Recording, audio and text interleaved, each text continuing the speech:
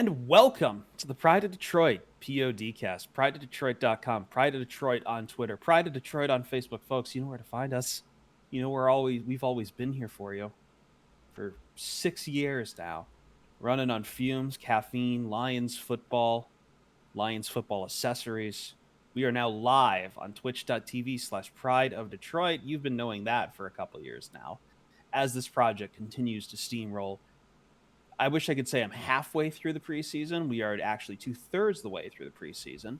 And we're going to talk about preseason game number 2 of 3 today. Yes, we have plenty to talk about, but first, introducing the crew real quick before we get into it.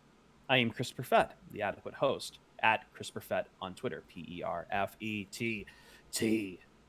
Joining me, as always, fearless leader of Pride of Detroit, the EIC, Jeremy Reisman at Detroit on Lion. Chris, you're giving a very NPR type vibe right now. You're just very soft, gentle voice. Is that because we're coming in with some hot takes later that you're trying to ease your way in? I'm saving my energy. Yeah, I'm conserving it. I've got all this cheese stored up in me, and I have to expel it at the right moment.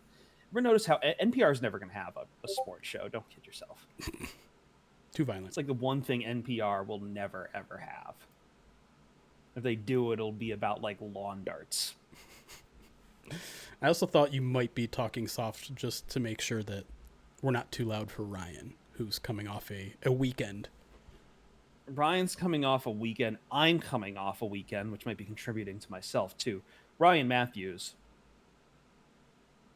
at Ryan_POD. Podcast is not a visual medium. Ryan is wearing sunglasses in the dark and drinking water.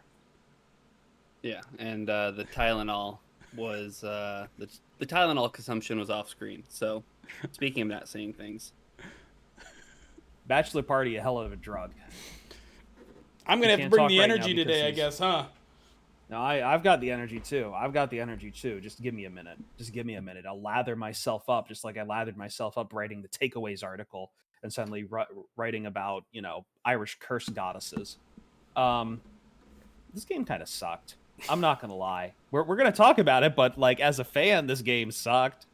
Pittsburgh 26, Detroit 20, so I was watching on NFL Game Pass because I live out of Market. And once again, Game Pass decides on NFL Network to cut away, this time, Jeremy, with almost 5 minutes remaining. So clearly I missed the flurry of scoring at the end of this game from our Lord and Savior, David Blau, who I need to learn how to say his name right because I think he's going to be QB2 at this point. But for most of this game, this was a Lions defense who got absolutely shredded in every facet, especially in the passing game. And I think there's some warning bells to be had. It is preseason, but there's a lot to take away from this game. I think you're either of the mind this is the game that is going to split people down the middle. Are you of the mind that it's preseason, none of this matters, or is it time to pull the panic? Yeah, I mean that's preseason for you, right? It's either you get it, something good happens and you way overreact in that direction, or something bad happens and you way overreact in that fashion. And then there's the third contingent who's just let's just make sure no one gets hurt. Remember, I love the Lions fan that has to remind us every year that the 2008 Lions went 4-0 in the preseason. We don't remember that. But yeah, I mean, there's some good. There's a significant amount of bad to take from this game. It's weird because if you go back and watch the game, you might forget that it actually started out kind of good.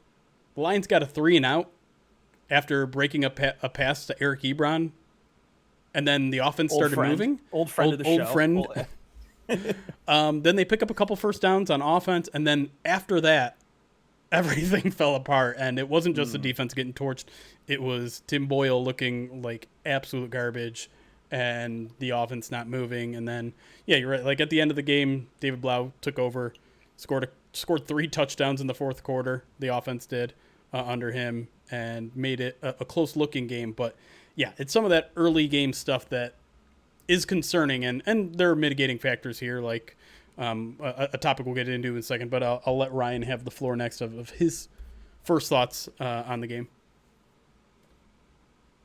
Yeah, I think that there's that delicate balance that you're talking about, Jeremy. Is like it's either overreactions, underreactions, or let's just get out of the preseason healthy. And I think for the Detroit Lions, that we haven't seen entire units on the field for like an extended period of time, right? Mm-hmm. Like no Frank Ragnow this week, no Taylor Decker. They get the week off. Sounds like they're probably going to get the week off next week too. So that's taking two of your most integral pieces of your offensive line, probably the two most dependable pieces, and replacing them with other players. And then you look at the defense too, like no Alex Anzalone, no Jamie Collins. Like you're talking about like guys that are projected to be starters, and we only saw 11 snaps from them in preseason week 1.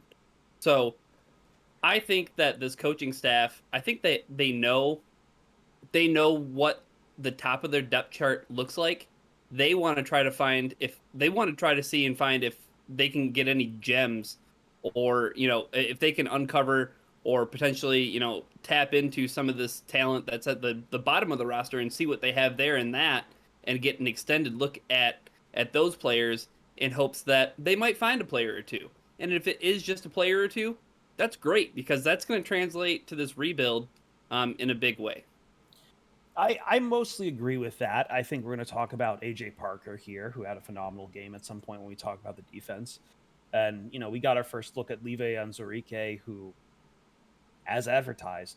But I think with the concern where I come from, and I think this is where a lot of fans who might be grumbling today or quote unquote overreacting today come, is that, yes, there are starters who are sitting, but we're kind of in this like 1.5 string where there's still enough people who were starters, or at least in the rotation from last year, that are out there playing against the ones from Pittsburgh, and they don't look like they've improved that much.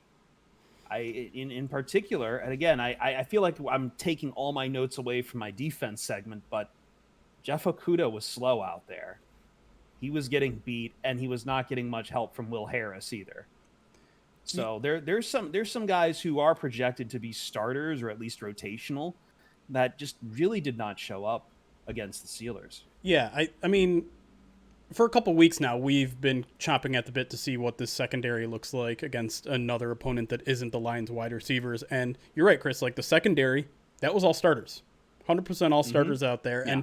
And sure, there are other factors, like the linebacking core, which we'll get to, was really, really bad. And the front four wasn't necessarily creating the kind of pressure that the starters would. They didn't have the starters in on the front four. No Trey Flowers, no Romeo Okwara, no Michael Brockers, no Deshaun Hand if he ever gets healthy. So, there, like they always say, there's a balance between coverage and pass rush, and the Lions didn't have their best pass rush out there, so they weren't helping the back end. But I think we all expected, or at least hoped for, a better performance from that back end on the defense, and certainly didn't get it. It was very disheartening when that deep pass happened. I'm just like, just don't be 23. Whoever that is, don't be 23. And then, of course, he comes up off the ground, big 23 on his roster. Big 23. They bit real bad. I'm emptying out my defense playbook. Bad job by me, but like they bit so hard on that Ben Roethlisberger pump fake too. That was just painful. But they did. No one in the league can pump fake like Ben Roethlisberger. And let's also be clear, like that was a trial by fire for some of these guys. That was 2015 Ben Roethlisberger. I don't know where that came from, because Ben Roethlisberger didn't look like that last year. He made some impressive throws in that game, and it was the Lions' first test, and I think we can mostly agree that they failed, and that's okay. Take the L's now instead of in the regular season. They're going to face the Steelers again in the regular season, but I mean, it was disheartening. I think the most disheartening thing, and it's one of the few things I think we can actually learn about this team, is that the secondary failed its first truth test.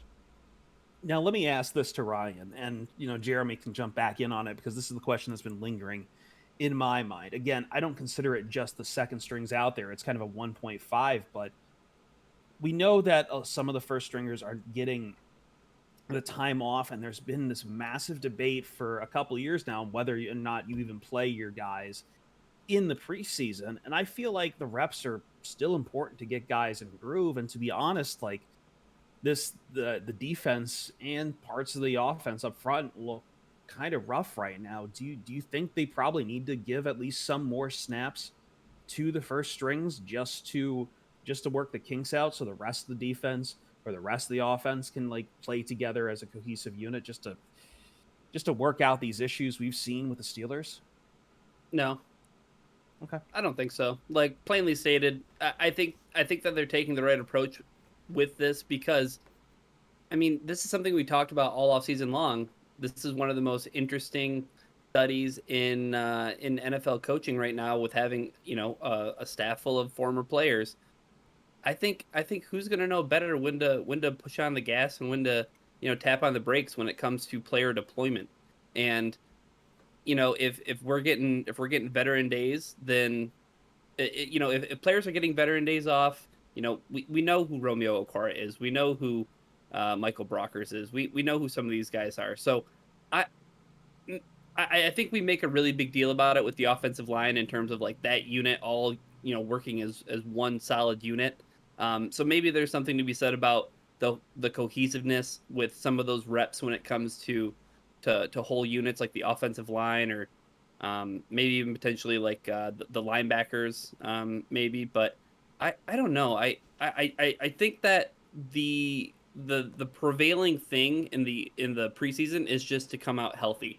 And if the Lions lose any of those top end players in the preseason, I mean, you got a you got an you got a full picture of what that looks like Right. with the Steelers' first team offense against the Lions' second team defense. Like that's what it's going to look like if you don't have your top end talent out there. So that's where I kind of stand on it.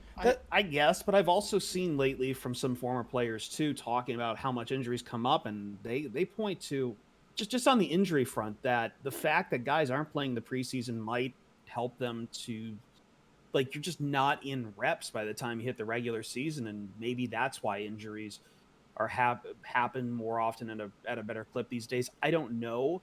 That's just kind of the hypothesis I've heard put from some former players from yesteryear. So I don't know. Like I totally get it, and I totally like the PR of having a starter go down in the preseason is apocalyptic because it feels meaningless. But at the same time, like I don't know. It's tough. On reps, but yeah, it's really tough. It's a tough situation for Dan Campbell, and it's a tough situation for all 32 teams, right? It's adjusting to the new 3 preseason game format. There's that extra week, so this is an extra week after the 3rd preseason game. So a lot of these guys who are now going to likely sit for not only yesterday's game against the Steelers, but next week's game, that means they won't have played a competitive game in a month, a full month. And so no Jared Goff for a month, no Michael Brockers for a month. And to add on to that fact, they're also one of the few teams that aren't doing the joint practices. So there's a lot of non-competitive reps that these guys are getting. And it's, considering it's a new regime, new quarterback, new schemes, new wide receivers, there's just so many new parts to this thing. You'd think that maybe they'd get as many, actual game-like reps as possible just to get these guys ready for the season. Now, obviously, Ryan's right in that the downside to that is injuries, and he's absolutely right that we just witnessed the depth of this team go against a starting level team that's probably going to be pretty good this year, and it was ugly. And I think we all kind of had some inklings that the depth on this team was not going to be good this year, especially considering all the cap concerns that they have. They have $60 million in dead cap. Like obviously you can't spend on good depth when you're paying players that aren't even here. And there's something to be said about the strategy of playing your second string guys against starters to see what they got, to see if they can hang. I get all of that, but I am concerned that this team is going to come out rusty because a month-long break before really kicking into high gear is a long time. And based on everything I've seen at camp, this offense under Jared Goff is not ready. Hey, real quick too. I mean, if the Lions were putting out their starters like Romeo Okwara or anything like that, I mean, you could have a situation like the Jets. They just lost Carl Lawson to a season-ending Achilles injury, and now they're scrambling to figure out a way that they can get another pass rusher. True. No, I get that. Like I was just watching, some from the Dolphins game, and Waddle came up real bad after a pass. I think he's fine, but like that was a hell of a scare for their first round draft pick too. I get it. Injuries in the preseason are the most apocalyptic thing because it just puts this idea that it's totally meaningless. But I feel like those injuries could happen anytime, and it just, if those are just going to crop right up in the regular season, we're right back to here too. So I just think for me, it's like, I feel like if you're a first team guy and you're getting a pass and sitting in the preseason, that's either because you're a veteran and you've kind of proven it before, or or it's that you've proven it before. I completely screwed up my point there. Either way, I just don't think the first team has really for most of them have met those criteria yet. Like there was no reason Alex Anzalone, in my mind, needed to be holding a clipboard the entire time. Yeah, I think that's a good point to make because, like, I think we can all probably agree Michael Brockers doesn't need the time. He's fine. Yeah, he's a 10-year vet. Fine. He knows what he's walking into. He knows the scheme well enough. But like, I don't know, a guy like, let's say Jared Goff or Tyrell Williams or Khalif Raymond, all those guys I think need the reps together. I really do. And I know I'm focusing more on the I'm fine with the O-line sitting. I'm fine with the O-line sitting. Yeah. Everyone else, like, we need to figure out some questions. And I think we are going to figure out some questions next. Do you guys want to start on the offense or the defense? I mean, I know you're dying for backup quarterback talk, so we got to start with the offense when we come back. I'm actually not. I feel like the defense was the more interesting part of this game, but we are going to talk about the falling star of Mr. Tim Boyle, who, man, if I had one preseason prediction going really wrong, it's this guy. But we're going to talk about that, plus just more struggles on the defense and, I mean, the offense in general from this game. But maybe a couple of good sides out of it, but again, because it was some second strings, hard to tell what that's actually going to look like when we get to an appreciable real football game. We'll be right back on the Pride of Detroit POD cast, breaking down Lions at Pittsburgh Steelers preseason game 2.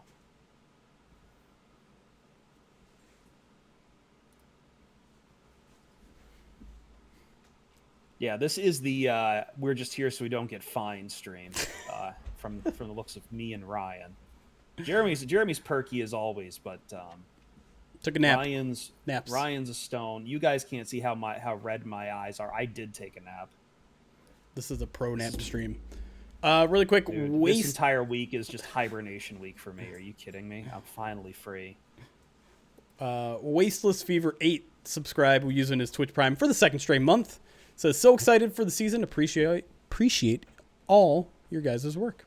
Appreciate you sticking by and the support. Okay, enough about Lions loss. Talk about Miggy 500th in the 11th inning win today. I didn't even realize they won. I mean, I'm a big Tigers fan. Of course I knew.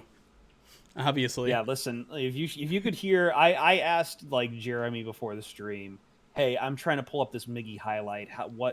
This sounded like it was big, and Jeremy's like, don't worry, he put it over the fences. Yeah. I was just trying to paint a picture for you. The ball went over the fence. Just in case you didn't. Ryan, is that a yay sports ball answer from him? Yeah, it is. I mean, could you imagine if somebody was like, "Oh yeah, like Calvin Johnson caught the ball over the goal line." Like that's how That's how he did in the Cowboys game. DeAndre Swift ran it over the goal line. All right, get to that notification. I know you want to. I saw what Apex Predator dropped. Apex just dropped a 25 bomb. My goodness. I know Apex, during our first Bite stream, he said he was going to try to catch some of our more veteran sub-gifters. That's a pretty good start. I know you gifted 5, I think, during that stream. You're up to 120 now. Jesus Christ. Thank you so much, man. Appreciate the support. Apex Predator, our YouTube legend who has migrated with us to Twitch and since become one of the bigger supporters of the channel. Thank you. I think he's joined our Discord too. Nice. Which, by the way, we had some great conversation on Discord the other night watching this game. So the Discord is in season mode right now, and there goes Joshua Mercer. He will not be undone. The people are flexing the people are flexing their plastic swiping today, Jeremy. Apparently, and I forgot. So like we had plans for a new gifted sub bomb based on an audio clip that surfaced about 2 months ago, and I haven't changed it yet. I know our good friend John Whitaker set it up for me, and I completely dropped the ball and forgot about it. But maybe we'll unleash it for the regular saying season. There's no turds here? No. Because I'd love to have that. But thank you, Joshua. Maybe we'll unleash it for the regular season, so you guys have something special to look forward to. Hype train for the next 4 minutes, folks. Wow, we somehow immediately just shot to level 5.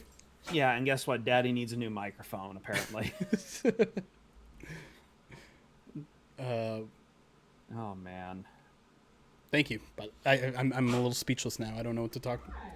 Let's get to level 6. I don't think that exists, geez. Nick. I mean, yeah, get us to net level 6, everybody. By the way, thank you to everyone who stopped by for the Madden Sim on Saturday. That was a ton of fun. Yeah, I was asleep, but I'd love a Madden code at some point. I don't have another one. I know. I could maybe do some digging. It was great chatting with you, Chris, last night. Yeah, by the way, I had 2 of the Roar of the Lions UK guys with us in the Open Lions Hangout voice chat. Nice. We were just chopping that up. It was basically like a two British guys, and I don't want to. I was accused of being an Anglophile last night because I was talking about tea, but I'd rather think that I'm just like anti-American and just a Mr. Worldwide kind of thing. Either way, we were chopping up tape in there. So nice. That's a joint to you guys. Join the Discord, and we will chop up tape. If you guys are hearing dog noises, I apologize. We're having a dog fight. Wow. I have a dog fighting ring in my bed currently. So I didn't hear nothing.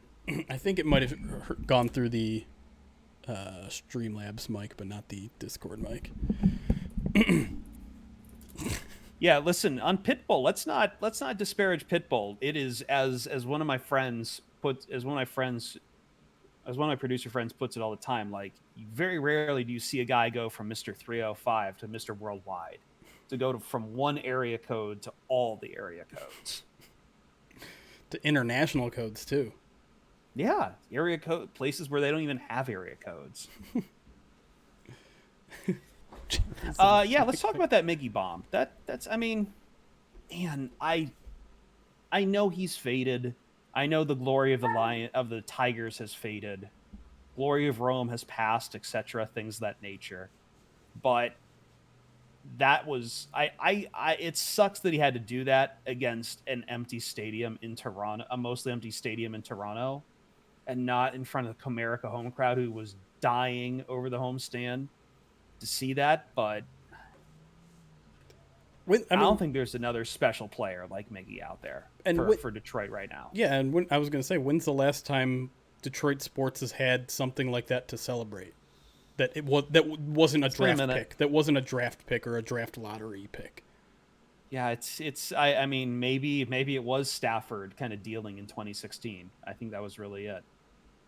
And that's 5 years ago now.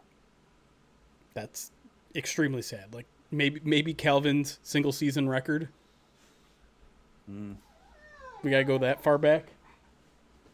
Yeah, it's been a minute, and again, it just sucks that he had to do it north of the border. But I mean, we had all those Angels games on in the studio, and I remember when it like hooked just foul, and we were like, I was in there with guys who were just Dodgers fans, and they were just dying because they wanted to see this guy hit 500 too. It was just good for baseball. This guy who won the Triple Crown first time since Carl Yastrzemski, 9 years ago now. 9 years since he's won the Triple Crown and the MVP. But, this guy is going to go. I mean, you're watching a certified Hall of Famer, and he's going to go into Cooperstown with the Old English D on his cap. Is he the longest tenured player in Detroit sports right now? Now that Don Muehlbach's gone, yeah. I'm trying to think. I don't think there's anyone on the Pistons that qualifies. I don't think there's anything on the Red Wings. Is there anyone on the Red Wings that qualifies? Is there any kind of old ass vet? Like, is Bertuzzi's no longer there? And no. Yeah, no Red Wings. That's crazy. Do we want to talk about Mule? Ryan and I talked a little bit during a break about Mule. I don't know if we want. There's no real point in bringing up in the main podcast. I just want to bring up real quick, but yeah, I wanted to chime in on Uncle Indigo's take. Imagine Miggy's numbers playing in a small stadium like Fenway, dude. He had a couple that should have gone out literally any other park too. Like on this quest to go from 499 to 500. Like that's the crazy part too. That's why baseball. Seiko has been around longer than Miggy. Has Seiko been around longer? Who's that? I don't even know who that is. Seiko Dumboya? No. Oh, this is a joke. Okay. Never mind. This is a joke about Seiko being old. Who is that? He plays for the Pistons. Does he really? Yeah. Dumboya. Yeah. How have I never heard of this person? Because he's down at Grand Rapids. Oh, so he hasn't actually been on the Pistons. Yeah. Not Grand Rapids he's been on the anymore, Pistons, but he's down in the G League right now. So he's not on the Pistons. He played for the Pistons quite a bit last year. His rookie season he didn't, but he was drafted as like a huge like project player. Y'all seem I can't tell if you guys absolutely hate this guy or if you're just low energy. Is this a little bit does of this guy column not A, a little bit of column okay, B. so this guy just does not bring any excitement. He just doesn't matter, Jeremy. Like he wasn't even supposed to be in the area. Just doesn't matter. Anyway, so Mulebach.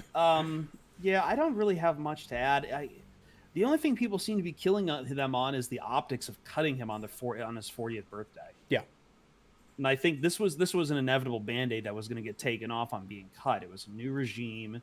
And I think we had talked last year about, whether or not Dalton Mulebach would keep surviving all this time. And I get that he's a local legend and everything, but it felt inevitable. It felt like it was just like, oh fuck, we like.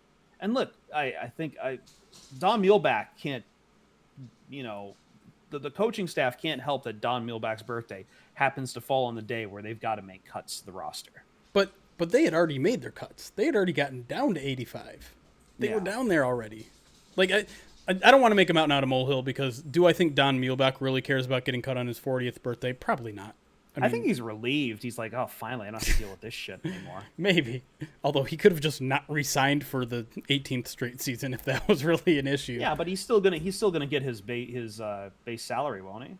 Maybe. I don't know if it was guaranteed or not, but either way, like, I know Don Mulebach doesn't care, and that's fine. And if that's all that matters in you, that's fine. But like, this is a team that should be very concerned about its optics, right? This is a team that has a very bad reputation nationally, locally, anywhere you go has a bad reputation. So yeah, but I think nationally nobody's going to give a shit that the Lions cut their tenured snapper. You're right. They normally wouldn't. But when you cut him on his 40th birthday, then Jeremy, it becomes a national story. It does. It did.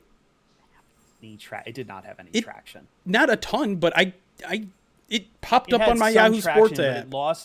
It was lost in. Well, your Yahoo Sports app is algorithmically tuned to you and your interests. It was a bigger story than it had to be. Don Mulebach was not a guy that you had to cut right away. You could have waited another week. You didn't even play Evan Heim at all in this preseason game. By the time our podcast goes live on Monday, Evan Heim will not be part of the team. There was no reason to keep Evan Heim on the roster over Don Mulebach if you could avoid cutting him on his 40th birthday. And so it's just, to me, it's not a big deal. Don Mulebach doesn't give a shit. Most people don't give a shit. But you took a PR hit for something you could have completely avoided. Is it a huge one? I agree with that, but I feel like that PR hit is overwhelmingly with Detroit fans who are self-flagellating. Sure. That's what we do. Love to self-flagellate. Yeah, and Dan Campbell immediately owned it up. It's like, hey, yeah, we bleeped this up. Yeah, he called himself an asshole. Yeah. LJ asked, were they trying to do him a solid since he doesn't want to retire so he can try to catch on with another team? No. I would be very, very surprised because if you're a long snapper that's 40 years old, you were already on the fence about returning. Do you really want to go somewhere else after 18, 19 years in Detroit. You really want to move somewhere else to give it one last go. I think he specifically said he wanted to stay in Detroit. He'd be like, it'd be kind of neat to like be around for this franchise to turn things around. So yeah, I'd be interested in doing that. I'd be very surprised if Don Muehlbach ever plays an NFL snap again. Yeah, no, like I think that he's just I don't know. We've talked about this before, how he's just bewildered that the press in Detroit wants to talk about him every time you guys go up to him, Jeremy, and he's like, why are you guys talking to me? Yep. Every time. I'm a long snapper. But yeah, I mean, how many long snappers are getting the team tweeting out like, thank you, Don, right, with like all of his career numbers? Like, he gets to retire as the Detroit legend. Yeah, it's gonna suck that he cut, but I think everyone also understood it was his time. Yeah. In about a year, no one is gonna remember that that they cut him on his birthday, other than like a small trivia note, and he's going to immediately go in the Ring of Honor. I feel like that's where, like, that's his impact. He's like the Lions and special teams, man. Him and Jason Hanson. And Matt Prater. And Prater. Jack Fox. And special teams. Dang, Are you crowning Jack Fox among those Lions special teams legends after one season? I mean, did you see him in the preseason, man? I did. He kicked a 70-yard bomb out of bounds at the 3 freaking yard. So like what I forget I remember I saw the tweet from Hamza that was like he had like about over 5 seconds of air time. He kicked it from inside the Lions' own 20 and nailed them inside Pittsburgh inside. Like the kick landed inside Pittsburgh's own 10 or something. I might have that. It landed at the 3. It landed at the 3, and they like returned it a little bit because you flipped the field that damn far. But holy crap! I talked to him this week a little bit because there was that one practice that went inside because of rain, and he just looked like he was having a ball because he was bouncing them off the ceiling. And the ceiling, it's like a warehouse. It's like an airplane hangar in there.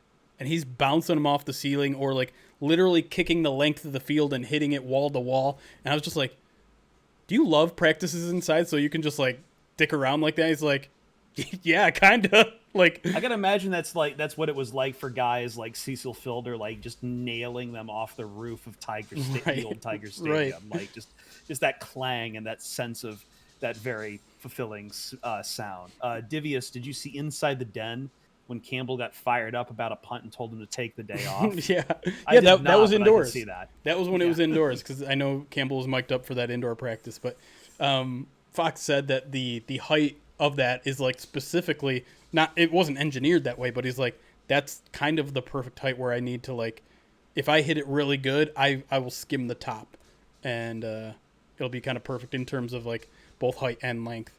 So just kind of a fun little note. Unbelievable. And like a little humble brag that I talked to Jack. You're gonna see Jack Fox a lot this year. Don't say that like it's a good thing. No, I'm not. I am saying that as the curse, as the curse that it is. Yeah, when we put together our offensive player of the year and defensive player of the year predictions, can I make Jack Fox the defensive player of the year? Nope. Absolutely not. I gotta get on that. Called Jack Fox by his correct name, Golden Fox. I was gonna say like Gray Fox. When he gets old, we'll call him Gray Fox, and it'll be Metal Gear. Dan,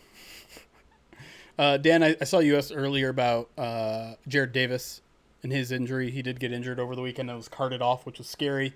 I do think I heard from Robert Saleh. I saw a quote that like they got promising news, but I don't have anything other than that. I don't know if there's anything more than that since then.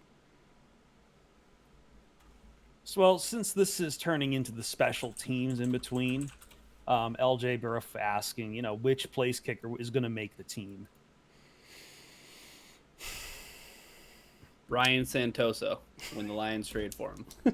That's right. He's back on. He's on the trade block apparently, and trading for a kicker. Let's go. First of all, if I could guarantee you that this kicker will kick let's say he makes 24 of 29 this year. I can guarantee you he'll make 24 of 29, but will only make 3 from beyond 50 yards. Would you trade a 6th round pick for that? Yes, because 6 is meaningless to me. 5th? Yeah. And plus they have 2 6th-round picks, so that is a better value for a 6th round. That is I will say this right now. I will say this right now definitively. That is better value for a 6th round pick than Jimmy Landis. Bold claim. I was, again, from our Discord chat from last night, was Jimmy Landis the worst draft pick that Bob Quinn made? No. Yeah, probably. Tease Tabor. No? Tease Tabor? No, that's where we agreed. No, I was curious because Tease Tabor's name immediately came up. So, I mean, it's about value, right? Like, a lot of 5th and 6th round picks don't work out. I don't care. I don't care. Jared Davis is pretty bad too. Jared Davis is pretty bad. Yeah, Tease though is just that's a different Tease level. Tabor, by the way, he's still on a roster. Kind of sort of balling out for the Bears in like the second half of the preseason. Don't shut the fuck up. I'm really curious right now if I looked at a Bears 53-man roster prediction if anyone is projecting him to make it. I think a better. By the way, those Bears. Oh yeah, sorry, Ryan. No, I was gonna say for Jeremy's hypothetical question about what the kicker would need to, or what the kicker would do this season. I think I would more so want to know like how long is that kicker going to be rostered on the Detroit Lions? That's like how many right. many years do you get of that kicker? That is an important part of the equation that you're just not going to know when you have to make that trade. Yeah. But you're going to let me know what he does in 2021? I don't care what he does in 2021. I can only see into the future 1 year, Ryan. By the way, the very first article I pulled up, and I'm going to show everyone, entitled, "These roster bubble players have the best chance to make the Bears 53-man roster." Okay, let's go. Boom. All right. Very first name, Alyssa Barbieri says Tease Tabor. Jeez, man. Oh, Jesse James is apparently on the roster bubble, which I didn't realize because he's also balling out. Former Lions. Former Lions balling out. Let's go. Yeah, dude. Make me feel good. He was balling out on that play where he was completely wide open and there wasn't anybody within 20 yards of him making a catch as he's backpedaling in the end zone. How did he get hands on that? How did he get so wide open? That's a great point, because Jeremy. He's so good. Because he's an outlaw. Because I'm an outlaw. Preseason, I know, doesn't matter as much, but watching the Bears getting just absolutely just slammed in that first half by the Bills, by Mitch Trubisky, was that was something. They have Desmond Trufant too. Sorry. What? They have Desmond Trufant and Tease Tabor on their team. Jesus Christ. Like the pressure seems to be on for the Bears, at least. Like it's a weird because I agree in principle for them not playing Justin Fields out of the gate, but I don't think the fan base is agreeing with it. And I think the fan base is realizing like how bad their offensive line is. Well, that's a good point. Matt Nagy's point is total bullshit, though. His point is, well, we have to see what Andy Dalton looks like in the regular season. No, we really don't. We know what Andy Dalton is in the regular season. That is a known commodity. There's 10 years of tape of Andy Dalton in the regular season. What do you think you're going to find that we don't know already? Yeah. Do you think... I don't even think Andy Dalton is really like historically that bad. He had decent years with the Bengals, but like his time is no longer now. Right. Let me ask you this. Does the fact that Mitchell Trubisky thrived under Brian Daboll in the Bills in a preseason game, which is important. Stop it.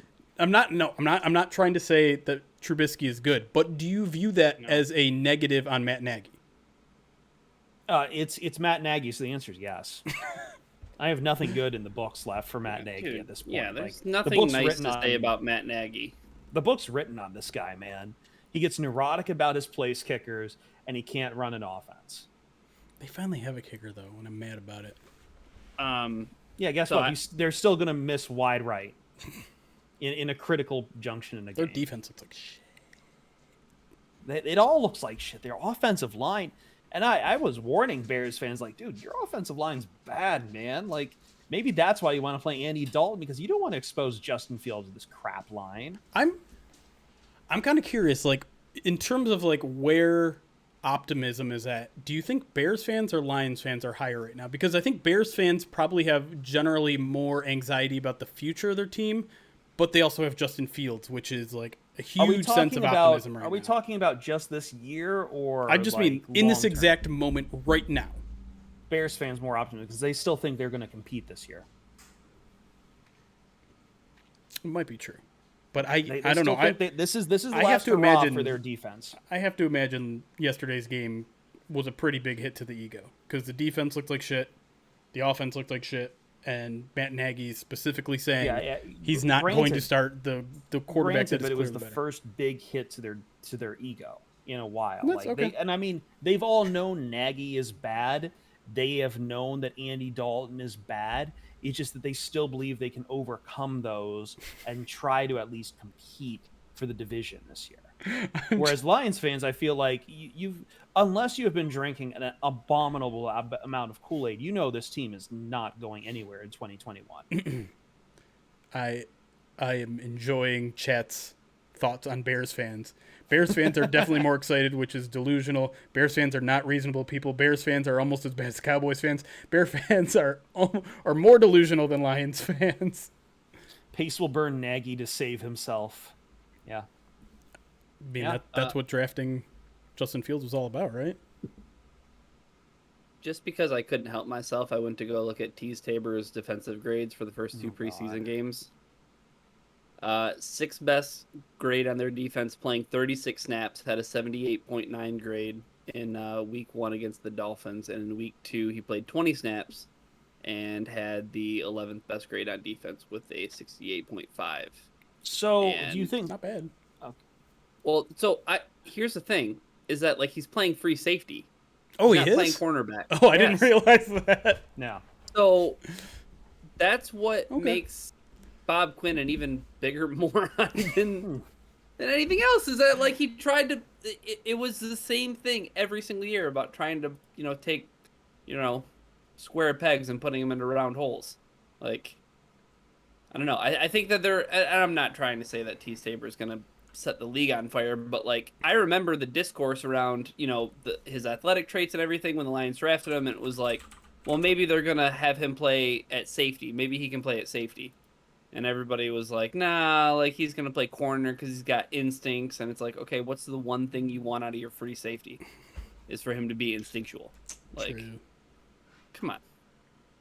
If Tease Tabor pops off for the Bears, that's going to hurt. This is going to be the worst timeline ever. That's going to hurt. Can I then make 2 different questions to you guys then if that happens? And real quick, the reason why it's going to hurt the most is because Alex Reno is going to run victory laps. Oh God, you're right. Well, I don't know who Alex is. Like I've never heard of this guy. Did he used to come on this podcast? He did out himself as a Bears fan this weekend. He did. He's verified too. Yeah. Oh. As what, a Twitch streamer? But you have a verified Twitter T-shirt. That's just as good. Okay, now here's my 2 questions on all of this self-flagellation. Yeah. If Tease Tabor makes the roster, is he the worst draft pick than Jared Davis still, or has Jared Davis become the worst draft pick? Just answer that first before I get to my second question. Don't go too in depth. Tabor is still by far a worse draft pick. Okay. Ryan? Jelani Tavai. We're going to get to him in a second. He's not on the board, though. He probably needs to be part of the conversation. Yeah, he is going to. But like, the reason why I asked that, it leads into my second question. Rank how likely all 3 of these scenarios are from most likely to least likely. Both Tabor and Davis make the roster. One of those 2 guys makes a roster. Neither of them makes the roster.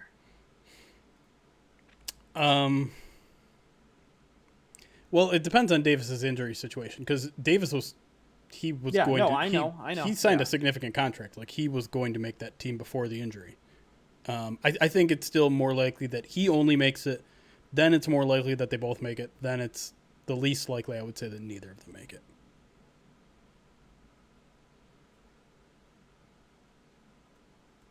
This is tough. I think I agree with Jeremy. Okay, I just wanted to throw those out there, just as kind of as brain teasers, brain ticklers. I want to see Davis do well. I really do. He's a really nice person, really motivated guy, and I imagine one of the best teammates you could probably have in terms of just a locker room presence. So I hate that he got injured this weekend, but hopefully not too serious. You know, the other thing about Bears optimism too is like after that first preseason game, Justin Fields obviously sets, the NFL on fire and everything. But I think a big wet blanket was like the Tevin Jenkins news. True. Like him having like the back problems, and he was kind of viewed as like those picks like 1 and 2 were like Bears got their franchise quarterback, they got their franchise left tackle, like we're turning things around. And then that was, I mean, obviously the franchise quarterback is going to continue to make all the headlines, and that's going to be the great source of optimism. But I mean, remember all those seasons where Russell Wilson was running for his life because he didn't have Dwayne Brown? Like, true. Yeah. True. Yeah, I put it to this. I put it to this when it comes to the Bears. Like, they are optimistic. They're just being very aggressive with their optimism in that they clearly see on this roster the pieces that they think will lead them to the promised land, but they've identified the saboteur in the room, the recidivist, the what I'm trying to think of a fancy word and I'm failing because I'm on like 5 hours. I'm on like 7 hours of sleep from the last 3 days. The spoiled apple that's rotting the bunch. They've identified the barrier to their glory, and that happens to be Matt Nagy. I still point to like the fact that like 4 or 5 coaches jumped ship this offseason for them. Yep. I think that defense is going to take a big step back. I think if there's a team the Lions can catch in the division this year, it might be the Chicago Bears. I don't want them to have a higher draft pick than us, though. I don't care about draft picks. I don't care about draft picks. I know. I was thinking about this too because there's so many quarterbacks coming in this draft, like, and depending on who you ask, none of them are. That's right. They traded. They traded their pick to the Giants. That's right.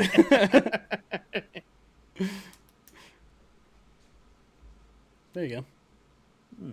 So we can root favorably then for that. Yeah, the Giants decided to draft Kadarius Toney. That is not a list I really want to do. Apex that is not a list. Top 5 biggest draft busts in history. Oh my god! Should we do that? Should we do that for second break? Please, I'm gonna need to do some research and take some Tums. We should give. I want to get back in and start doing the offense. So okay. I had like. Do you want to just jump position to position? Type thing? Yeah, I'm gonna grab a blanket for my legs, which are like itching. So I'm gonna grab that real quick, and then we'll jump. Just biggest storylines out of the offense, and then if you want to go position by unit by unit, we can. Okay. And we'll lead off on the top, just talking. Blau and Boyle. Sounds good. I know it probably rankles you, but it seems to be the big story here. So yeah, 1 second. Just settle for 2,000 and on. Oh boy, there's some bad ones in there. Essentially, Matt Millen era. And Bob Quinn. Who was? Oh, Antoine Williams was the name that someone pulled the other day, and I'm just like, I forgot about him. Is he like a 3rd or 4th round pick? I don't know if he ever played. Who? Antoine Williams. He spelled it weird. So Antoine. Oh my God, Antoine Williams. I remember him. Now there's like, who was the Penn State wide receiver? Is it Derek Williams? Not the guy who was tackling trees, right? No, not Anthony Zettel. Derek Williams was a 3rd round draft pick.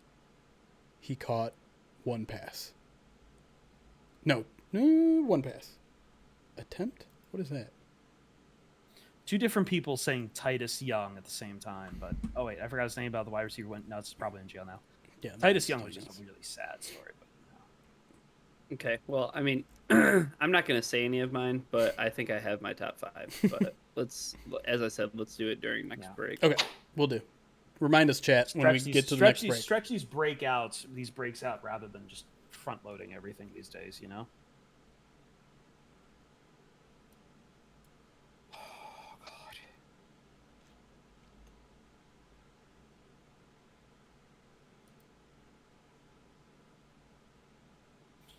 Welcome back to the Pride of Detroit PODcast, where we're rolling along talking about Pittsburgh Steelers, Detroit Lions, preseason game 2, all the trials and tribulations from there. And I don't think there was a tribulation that caught probably bigger headlines in Jeremy's favorite topic, QB2 talk, where, look, I made before the preseason the thought that I thought Tim Boyle was probably making the case for QB2. I'm ready to get off that train right now, Jeremy. Tim Boyle has done worse with the better team than David Blau has done. And look, I think there's something to Dan Campbell's packages at the end of the game where he just wants to really test these late game scenarios and have Blau going crazy. Maybe we talk about that after we dissect these two quarterbacks, but Blau just looks better. He looks better. He has a better command of this offense. Boyle, it's not even that I think Boyle is throwing bad. He's overthrowing some receivers, which, okay, I can forgive that. But it's the hesitancy that makes me get off on Boyle. There's some times out there where he's holding on to that ball a little too long. And I get it. This is all meaningless once Jared Goff takes under center, but for the purposes of there needs to be a QB2 on the roster and we need to decide who it is, Blau is just, I think this was the game where we closed the book on Boyle's chances for QB2. I mean, I can't defend anything that Tim Boyle did in that game. It was awful by just about every stretch of the imagination. The dude was inaccurate. The dude was making poor choices. He provided absolutely no spark to this offense at all. They had 4 first downs maybe while he was in there. And you can make the argument, well, he's going against the Steelers starters. Well, they trotted him out there to start the second half just for that reason, you feel like. All right, you couldn't cut against the starters. Let's get your confidence up. Let's get you going against some of the Steelers' backups. First drive of the second half. 3 and out. But Tim Boyle has led this competition from beginning to end in training camp, and I don't want to overreact to one game. You're allowed to have one bad game. I'd prefer not to have a bad game. You don't want your backup to ever have a bad game, but it happens. To me, I've always had this neck and neck from beginning to end, really. And I was actually surprised that Blau didn't get the start in this game since Boyle got it last week. I think this will now go. I think now the Lions can't avoid it. It's so close at this point where you have to go into this third preseason game with that as one of your primary goals. Who is going to be this backup? And of course, there's always still the option, and maybe this is what they go with, and it doesn't, and the whole backup quarterback thing doesn't matter as much. Maybe they just keep both and decide on who the backup is when they need a backup. But Boyle's day was absolutely awful. I thought Boyle was good. I don't think he was great. I still think he has some accuracy issues. He certainly doesn't have the arm. Can't make all the throws that Boyle can make just in terms of arm strength. But hard to argue with the results, right? 3 offensive drives, 3 touchdowns. He even ran a little bit, which was surprising. I didn't know he had that in his arsenal. So I came away more impressed than I thought out of Blau, and then obviously a lot worse out of Boyle. So I think it's neck and neck at this point. I know a lot of people just want to see Boyle get the hell out after Saturday, but I think that might be a slight overreaction to just one game. And also, I think at this point in the preseason, Jeremy, the Lions, I think we've all pretty much penciled in both Blau and Boyle, and we've kind of said that the Lions are going to go with 3 quarterbacks. So maybe. I don't think it all really matters that much about whether or not Blau is 2 or Boyle is 2. I think we talked about this on the preview podcast on First Bite, but it just seems like Blau is a little bit more safe with the football. Yeah. He makes a lot of safe, smart decisions, whereas there was that play last night that one of the plays that stood out to me, because Boyle had a couple of passes that probably should have been intercepted, but he had that one where Joe Hayden should have picked off that he tried to throw it to Brashad Perryman too late. Like those kind of plays, your backup quarterback can't make, and especially if you're calling in on him. And Blau has like, I mean, he's got some playing experience. Like he's True. played NFL games before, so I I mean the gap is closing, but I think it, like you said, it's so clear that David Blau I think needs to run with whatever the quote unquote first team offense is going to be for the Detroit Lions in preseason game 3, and I would be shocked if he doesn't. Yeah, like look, I don't fault Boyle for almost getting picked off by Joe Hayden on a general principle because Joe Hayden has been doing that for a while. But I do have a problem in that Joe Hayden read his route the entire way and jumped it and like just barely missed putting his fingers on it at that point. Like the problem I have with Boyle is just the indecisiveness right now. Maybe that just comes with more live fire reps. But as you say, probably this if there's any good year where the Lions carry 3 quarterbacks, it's this year. Um, Moving on to the offensive line. Again, we didn't see no Decker, no Ragnow. Um, Nevertheless, Jeremy, I thought this offensive line was opening up holes on the ground early on. There was that Jermar Jefferson play on the ground. I think it was a 10-yard play, but they opened the floodgates for him. So how do you feel about the offensive line in this game? Mixed. It's interesting because like the first game, I felt bad about the offensive line because they let a couple sacks in. The running game wasn't very good, and then I rewatched the game and I felt better about the offensive line. This was kind of the reverse, where Lions' running game looked pretty okay. Tim Boyle didn't take a lot of pressure.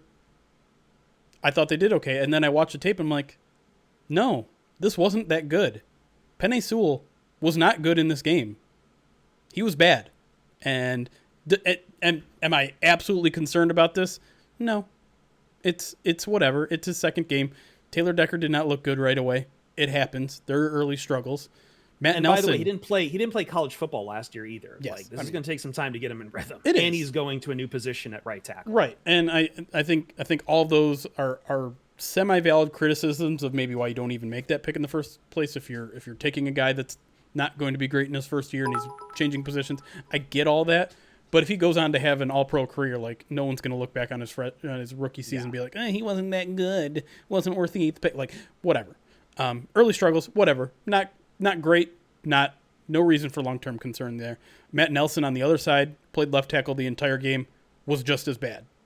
Very, concerning because he was one of the guys I think we painted as a guy who was like, this offensive line depth isn't good, but at least at tackle they're okay because they have Crosby and they have Matt Nelson. Well, he didn't look great against some starting level competition either. So I was a little bit less optimistic about the offensive line. That being said, like it wasn't a complete disaster in the second half like it was last week. David Blau did not get absolutely destroyed. So maybe there's some guys there that won a roster spot because they got to figure out some things there. Evan Brown played every single snap at center. So I guess he's your backup center. PFF did not like how he played the game, but I didn't notice anything in particular that was bad. So, there was some good, there was some bad. I didn't really notice Logan Stenberg, a guy that's on the roster bubble. So overall, I think it was fine as a unit, but there were some individual concerns that I had with some of the guys that played out there. Yeah, I'm at this point where I agree with kind of Chris's the way that he's painted the Penei Sewell picture in the sense that like, yeah, I mean, there's a lot of moving pieces with him not playing last year, for Oregon and obviously making the position switch, which I thought was going to be a bigger deal than a lot of other people did. They kind of just wrote it off as like, oh, well, he played left tackle in high school. It's like, okay, playing left tackle in high school is not the same as, or playing right tackle in high school. Yeah, is not the same as playing, right tackle in the NFL. So, and Melvin Ingram let him know that, right? Yeah. Ingram had a great game. It's a little bit different. So I did enjoy. That was the big takeaway for me, Jeremy, is that like in the second half, that second unit offensive line, which played a ton, right? Like I mean, those guys logged huge snaps, like you said. Brown, Stenberg played like 50 snaps. Those guys all got an opportunity, and they didn't look god awful. Right. And that's just been the narrative, right, for pretty much all of training camp. Like the second team offensive line just isn't it. And we'll see. I don't know. The first team offensive line is not going to be able to be judged until that first game. and quite a test against the San Francisco 49ers. So that'll be trial by fire for them. So, moving on to the wide receivers, I think this was a better day for Quintez Cephas. I think, though, the standout in my mind, at least from my notes, is Javon McKinley. Once again, showing you why Lions were more than comfortable paying this guy, 100,000 as an undrafted free agent. He looks, I think McKinley might be he's well inside the bubble at this point, and I think he's doing all right. I think it was a better day for Quintez. No, you're not buying. Okay, he had one but catch. He had one catch. He had one catch. Okay. I mean, I don't know what to think about the wide receiver core, because the guys that are going to make this team had to deal with Tim Boyle. No, I think that was the big draw. That was the big sea anchor, I feel, on Amon-Ra St. Brown. I felt bad watching him out there trying to stretch out to try to make these overthrows happen. Yeah, I mean, he probably should have came away with the diving catch. It wasn't an easy play by any means, but if you're going to be a top player in this league, you probably got to come down with that. But I mean, I agree with you. Quintez Cephas had a good game. I think Cephas has quietly had a really, really solid camp and is good depth. I don't think he's going to take that jump to be a 30, 40, 50 catch kind of guy at any point anytime soon, because I really think the top spots are Tyrell Williams, who didn't play in this game, Khalif Raymond, who didn't play in this game, and Amon-Ra St. Brown. Those are your top three guys. Quintez Cephas might be next off the bench. I think the big question, and we didn't get an answer on Saturday, is what are the Lions doing with Brashad Perriman? He's a guy that was written in permanent ink as the wide receiver 2 on this team, hasn't shown up in camp, had 8 catch in this game, and it was taken away by a bogus pass interference penalty. Is he in danger right now, because he hasn't done anything? Well, we talked about it on First Bite, Jeremy, even the idea of maybe, hey, Brashad Perriman is somebody whose roster spot isn't secure because of the contract he got, because it's only a couple $1 million in dead cap hit. And I know that's something that might shock some people, because as you mentioned, everybody was so set on him being wide receiver number 2. But I think what kind of happened in training camp, and correct me if you see this differently, but Khalif Raymond was kind of thought of as being the slot receiver, but with Amon-Ra St. Brown clearly, probably outperforming Khalif Raymond, all right, he's going to start right out of the box at slot receiver. Yep. Let's see what Khalif can do on the outside. And he's kind of jettisoned Brashad Perriman, who just hasn't been able to play. Yeah. And so with that being said, Tom Kennedy is on the bubble. He's on the bubble, man. And I think that each week, I think every day, whether it's practice, whether it's a preseason game, that bubble's getting pushed, man. He's moving all around it. But I don't think there's anybody that I'm more, I don't know if he's going to make it, than Tom Kennedy. I think the problem for Tom Kennedy is he's playing in the slot, and that's the one part of this wide receiver core where you look at the Lions and you're okay, I can see a few good options for the slot. Yeah. And that might push Tom Kennedy off the bubble just by that virtue alone, that they just can't play him outside. 100%. Maybe they can play. Yeah. I'm trying to put together my own 53, and my debate is whether the Lions keep 5 wide receivers or they keep Tom Kennedy. And the one thing I have is what does Tom Kennedy give you that you don't already have? And the answer is nothing, because Khalif Raymond does everything that he does better. And they have Amon-Ra St. Brown, who can also do all those things and probably better. So it's just do you need a third string slot / punt kick returner? I don't think so. But man, he's balling out in the second half. I can't deny that. He is, and he's balling out in camp too. So he's doing everything he can to make that a very tough decision. I think he'll make a roster in the NFL, just probably not with the Lions. Maybe? I mean, we'll see. I don't know what what the needs are across the NFL. I'm sure the Lions would love to stick him on the practice squad. Oh yeah, no, that's probably a good place to stick him. Real quick, just to finish off our evaluation, I don't have too much to say on running backs here, Jeremy, unless you want to go real quick. I really want to get to tight ends though. I mean, I think everyone kind of had a pretty good game. I thought Jamar Jefferson had a couple good carries. I know the stat sheet only has like 3 for 22, and one of those was a 3rd and 20 draw for 10 yards, which doesn't mean anything. But I thought, and again, his other big play, I thought was more on the offensive line than on him. Maybe, but yeah, I mean, I still think he had a decent game. I mean, obviously the story still continues to be Craig Reynolds, and whether this guy can be the Cinderella story of this Lions roster, because obviously, last week's game. Sorry about that. Squeaky toy makes the appearance. Check it off on the bingo card. Obviously, last week's game, he comes in 24 hours notice and has a huge game. He followed it up with another really good performance. Scored another touchdown. Caught some passes in this game as well. He's really and pass protection. Like, he had a really good pass block on a blitz. So he kind of looks like the full deal. And I think he needs to be in the RB3 conversation. Maybe he even convinces the Lions to keep a 4th running back. But I don't like, given the tape he has on preseason already, I think there's a chance maybe he doesn't fall through waivers and maybe the Lions have to keep him on the 53. He's another guy that's just making it really tough. Yeah, I think I lump him in with Tom Kennedy. Yeah. Like, both like practice squad all-stars. Yeah. Let me then transition to tight ends because I don't know what to do with Alizé Mack. I don't know what to do. I don't know what to do either because the Lions are out of options. Yeah. Charlie T has a broken hip or rib or whatever from the car accident. They released Hunter Thedford's on IR. Your tight end 3 is between Alizé Mack and Brock Wright. That's it. That's all that's on the roster anymore. What? You got to find somebody, man. Like, Alizé Mack, I think he's just going to win the job because no one else is there. And at times he's shown flashes, but he also right now is made it very clear he's not ready to be in an NFL game. He put up a PFF grade of a 16.9 on pass blocking.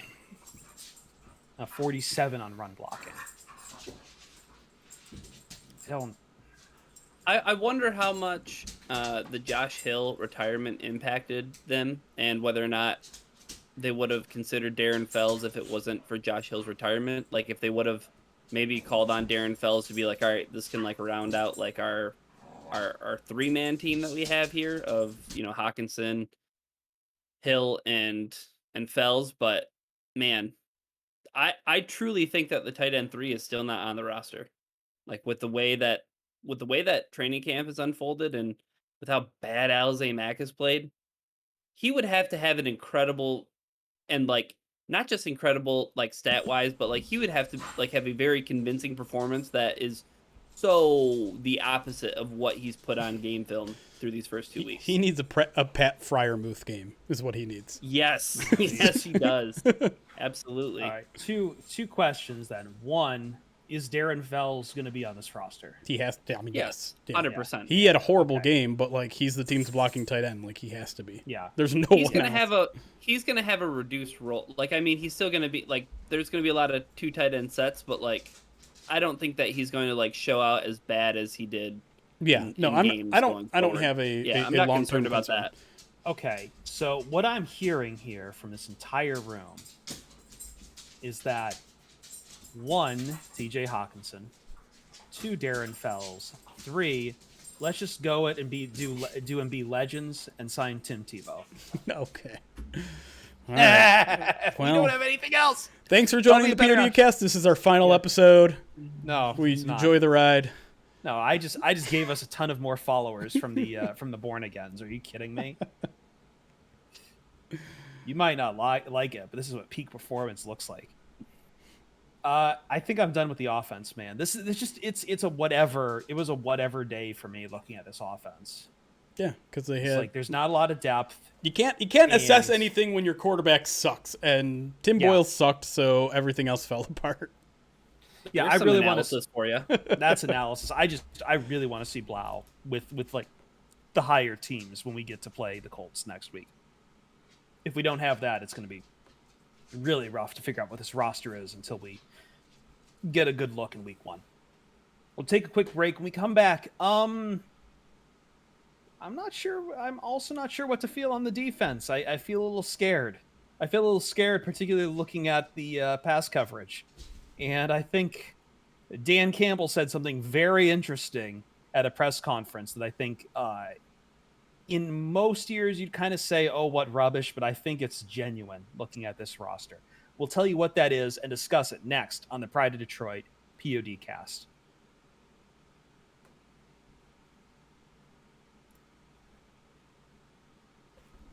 All right, I got to kick the dogs out the club. Yeah, they're being too rowdy. Although now of course, rowdy boys high up on the Lord. We get to break and they're laying so innocently, like Sadie's just on the blanket right behind me. Do that? All right, you guys talk amongst yourselves. Ryan, I still don't want to do this list cast. Depressed. Oh God. Much. Right, get up. Also, I banished my memory of a lot of past lines. Go tear up shit outside. Mm-hmm.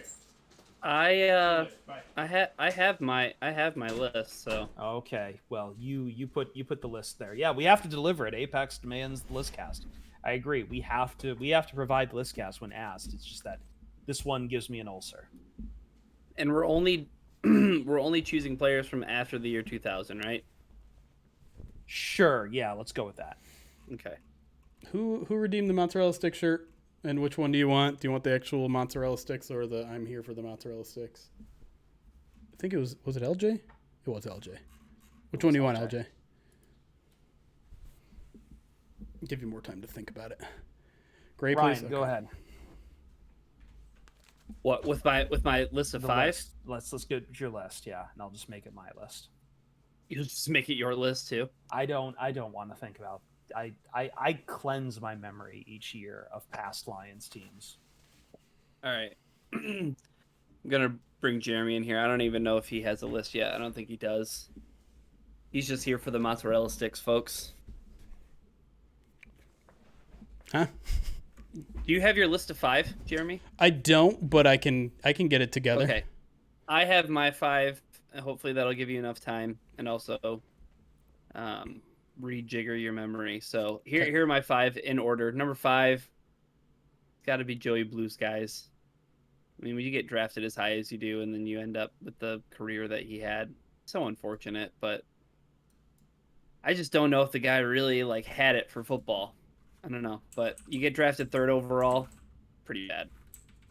Number 4, I'm gonna go with Daniel Bullocks, who's a really underrated, overlooked player. But that guy was a 2nd-round draft pick, and he did jack shit.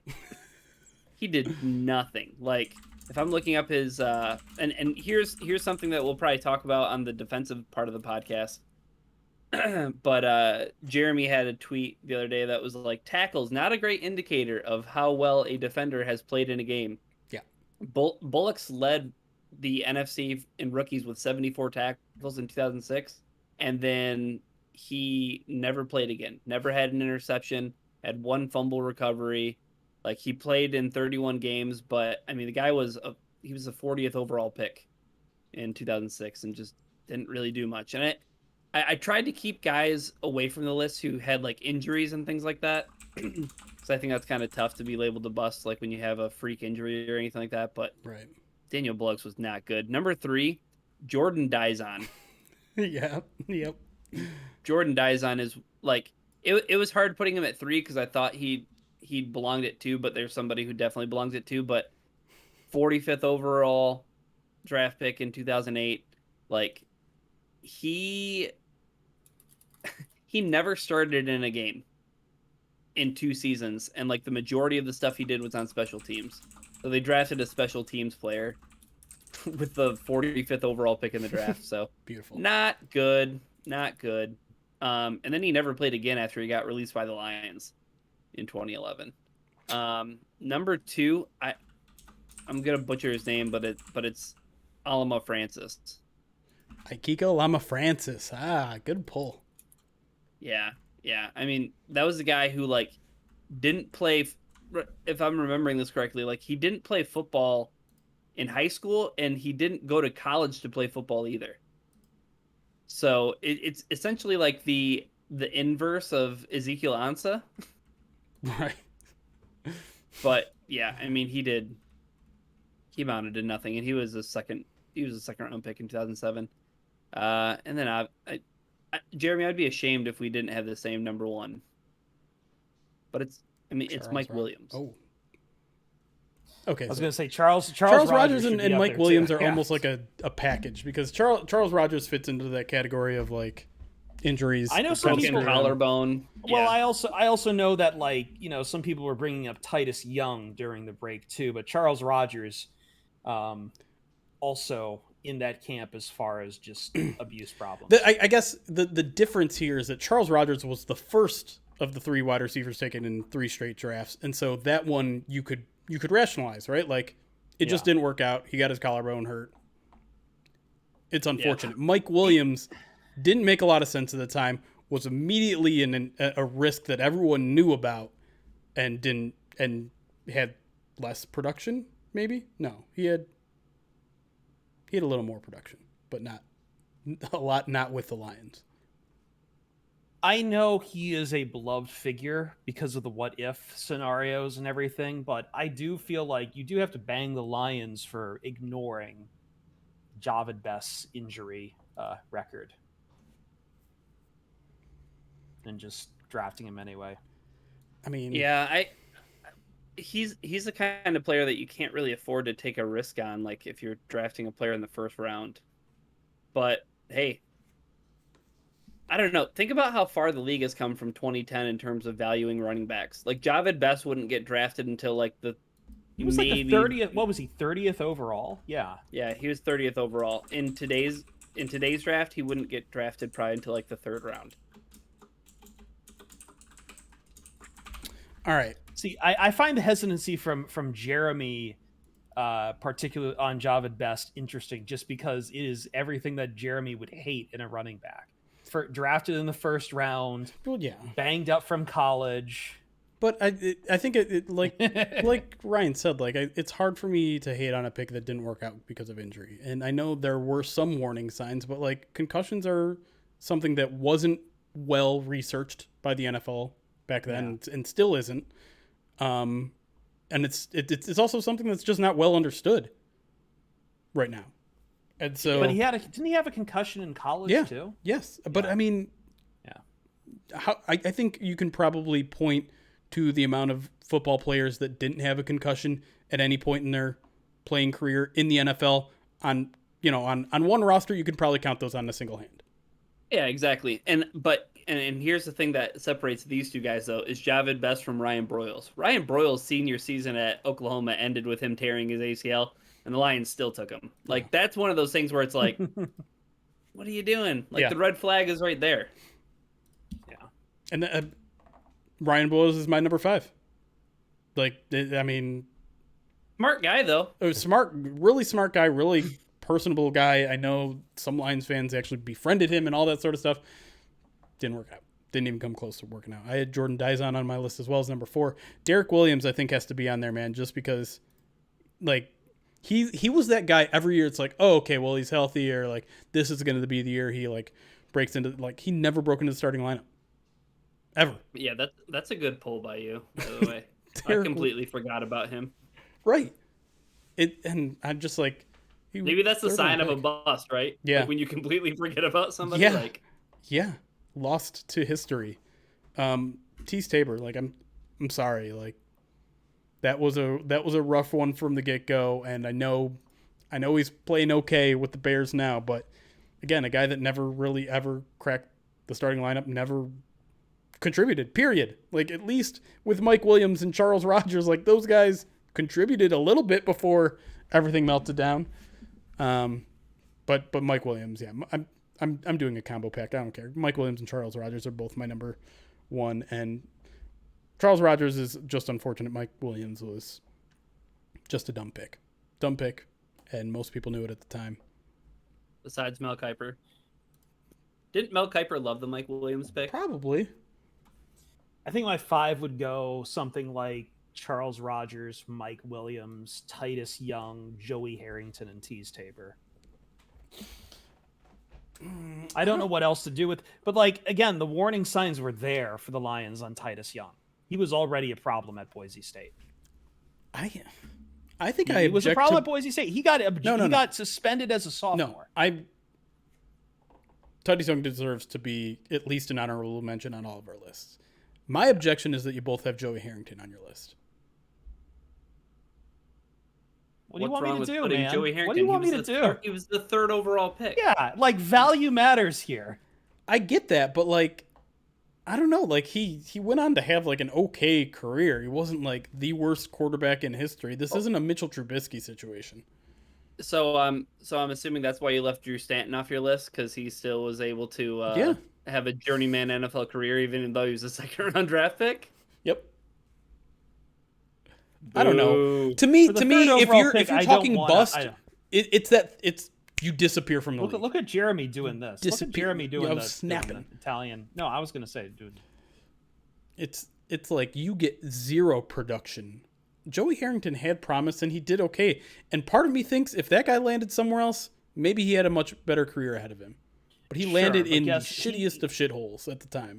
I'm putting him on a curve because him not doing well enough to just completely bomb out landed the Lions. Was one of the contributions of the Lions just going on a total malaise for years. Like that was kind of the start of the fall of getting Joey Harrington and just agonizing through the 2000s.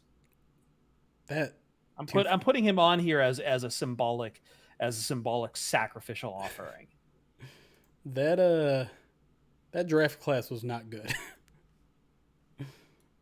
We've got Joey Harrington. God, Laken Tomlinson. I forgot about Laken. Joey Harrington, Kalimba Edwards, Andre Goodman. San Francisco? Is he still on the roster? I know he was wasn't he with the Chargers for a while? No, he was with the 49ers. Yeah. Oh yeah, he's still with the Niners. He's still with the Niners. Yeah, he's still playing. Also a really nice guy. No, he's a sweet guy. I remember him. He was very nice here in Detroit. That guy has missed a total of 9 games in his career, in a 6-year career. You can't call Laken Tomlinson. He was a bust here, but what does that say about us? Did he bust out, or did we bust out? Yeah, it's why I can't put. That's the Tease Tabor conundrum. No, it's not. Well, I mean, no, it's Tease Tabor. I was gonna say because because I wanted to put Sean Cody on my list, but he balled out when he went and played down in Houston. I guess this is a more philosophical question. Are you a draft bust if you succeed on a different team? No. You're not, because bust in my mind means your talent wasn't ready at all for the NFL. If you go somewhere else and ball out, that's on your team. That's on the team that drafted you for fucking up. So if Jared Davis goes on to have 2 Pro Bowl seasons with the Jets, he was not a bust. Bob Quinn, baby. Bob Quinn. No. The Lions fucked up. That's what that is. Bob Quinn fucked up. Now you fucked up. All right. I'm just kind of curious as to what people think on that. We forgetting Ernie Sims. It was Ernie in the last century. Yeah. Ernie Sims right, had 2006, right. Yeah, he had a decent career. He can't be a bust. He can't be a bust if you're going to start looking at other Lions linebackers. Like we talked about Jordan Dizon. We didn't mention Teddy Lehman. We should have mentioned Brian Calhoun just for the way he got drafted. Oh, jeez. A random person in the back of Matt Millen's draft room just screamed out Brian Calhoun because they couldn't make up their mind while they were on the clock. And like, oh, sure, we don't know who that is. Draft him. And so was born my disdain for drafting running backs. That night. Was born that night. That night, huh? Yep. Okay. Even though that was 3rd round, not 2nd round. Technically okay. By the way, I love your commitment to this bit, Ryan, of wearing the sunglasses. I might wear them all the time. I think this might have to be the new emoji for The socials. If Chris gets to wear a luchador mask every once in a while, then why don't I get to wear sunglasses? I'm very disappointed not a lot of people have like redeemed that. I think it's just because Jeremy has kept the point count on that very high. We got to keep it special, you know? Mm-hmm. Like, no one's redeemed the Macho Man Randy Savage one either. It's got to be special. And you know what? Once we start doing Madden Sims and people can wager all their points again, maybe they... Yeah, I said wager points. I don't know if... I can't tell if that lit up Ryan's eyes, just the word wager, because he's wearing sunglasses, but I assumed it did. By the way, do not redeem the Lucha thing today because my apartment is a mess and I don't know where I've buried it. You and Josh are gonna wager some gifted MMA subs. fighter, dude. I was gonna say Ryan right now. He's wearing glasses. Reminds me of Manny Pacquiao after last night. Manny Pacquiao had on the big sunglasses, and you could still see half his face. Just beat the F up. Yeah, Manny Pacquiao should probably be done boxing.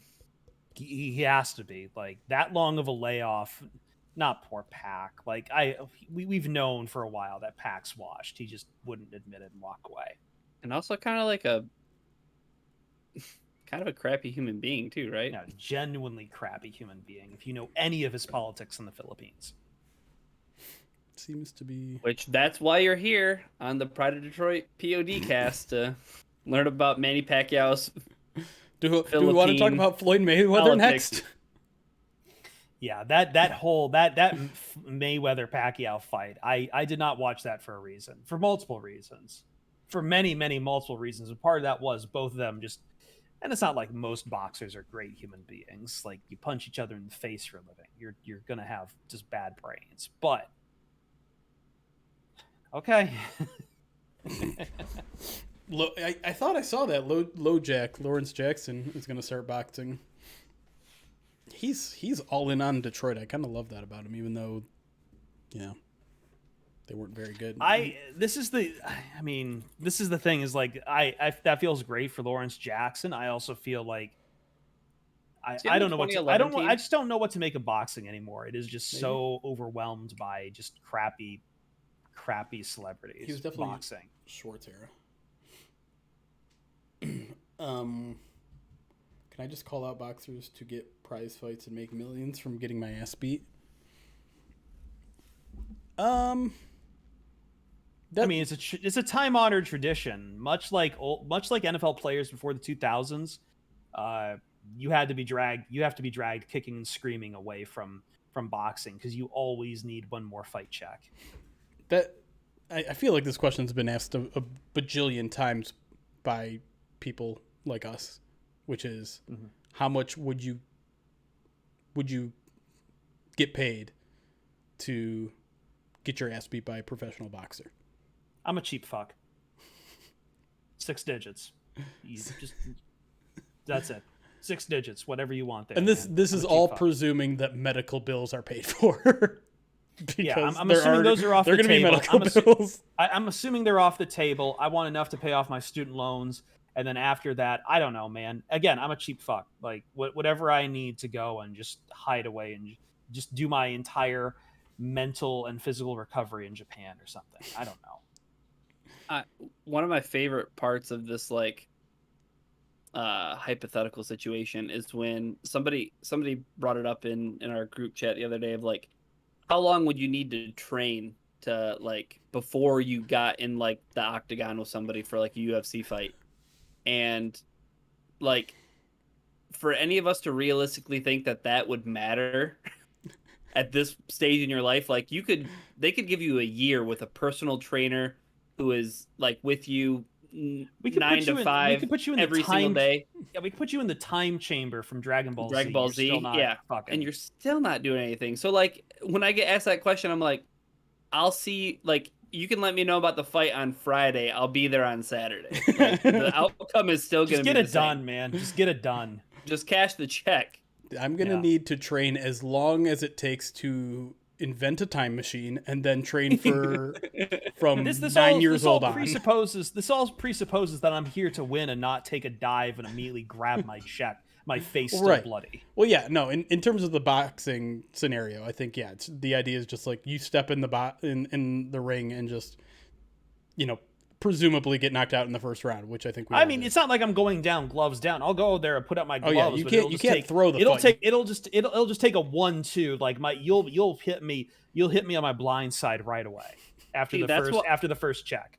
That's why it would take me more money to get into a boxing ring than it would for UFC, because like I'll just go, like I'll be aggressive and like I'll let him put me in a chokehold and I'll immediately tap.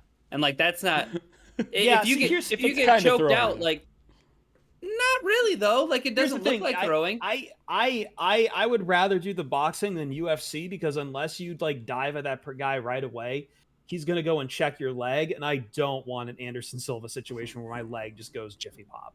Yeah, been there, done. Like, there is not good. Well, yeah. Which I was gonna say there might be a risk for a more long-term injury in UFC. I would think maybe. I don't know. Look, I just want to get concussions and getting your brain. I'll take a punch in the face. I'll take a punch in the face just fine. My brain is already mush. Have Mike Tyson? I'm not letting Mike Tyson punch me in the face. It's not happening. Have either of you been punched in the face, like fight, like not just someone joking around? I've been sucker punched. Ryan doesn't surprise me. Chris surprises me a little bit more, but also doesn't surprise me. I played hockey. Ooh, so. Okay. But that doesn't necessarily count. I just like to get into. I don't know if that counts. I just like to pick fights with people. With the glove on, but with my helmet off? I don't know. Does that count as taking a punch to the face with a hockey glove on? Chris got punched by a Colts fan. Key Lime says it counts. All right. I mean, like, what's the difference in boxing? Like, they're wearing gloves. Yeah. I guess. All right. Chad is judge, jury, and executioner, so I'll allow them. Good point. I am the law.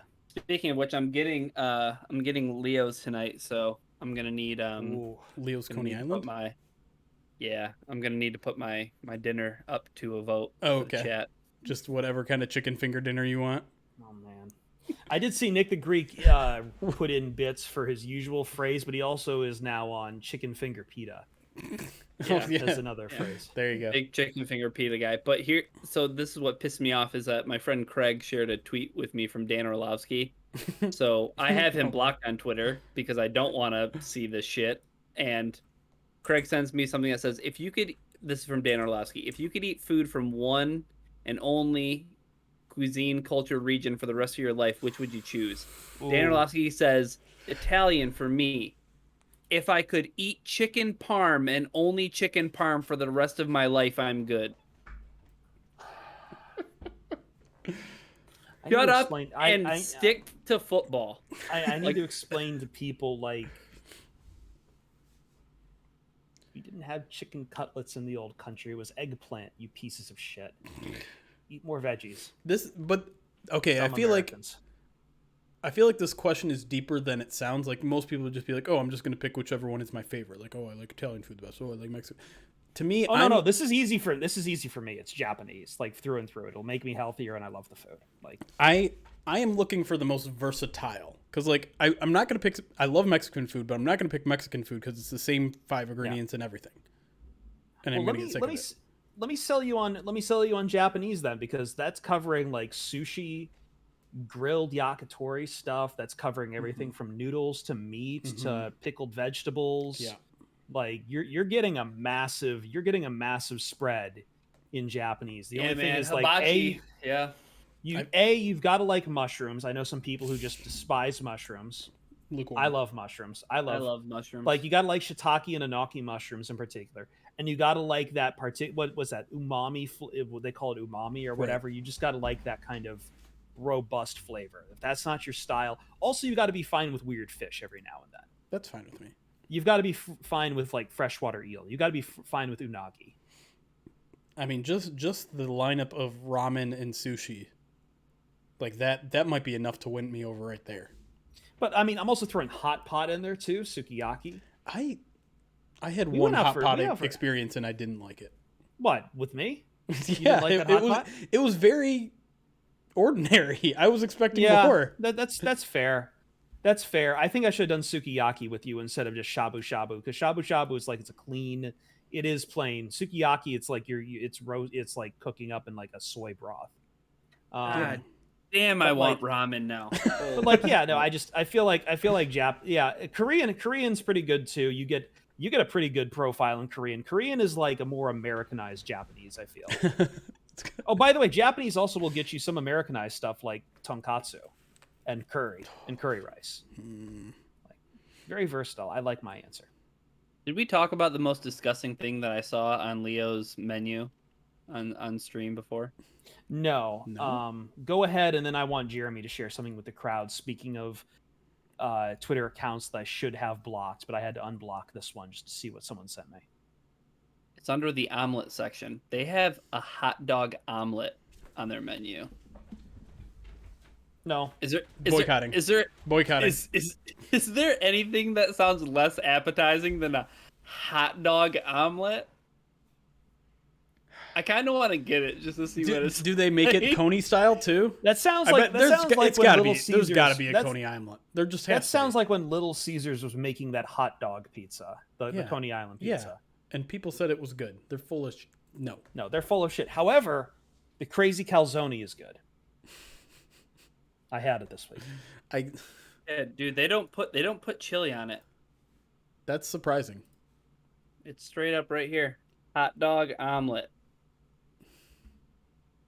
No.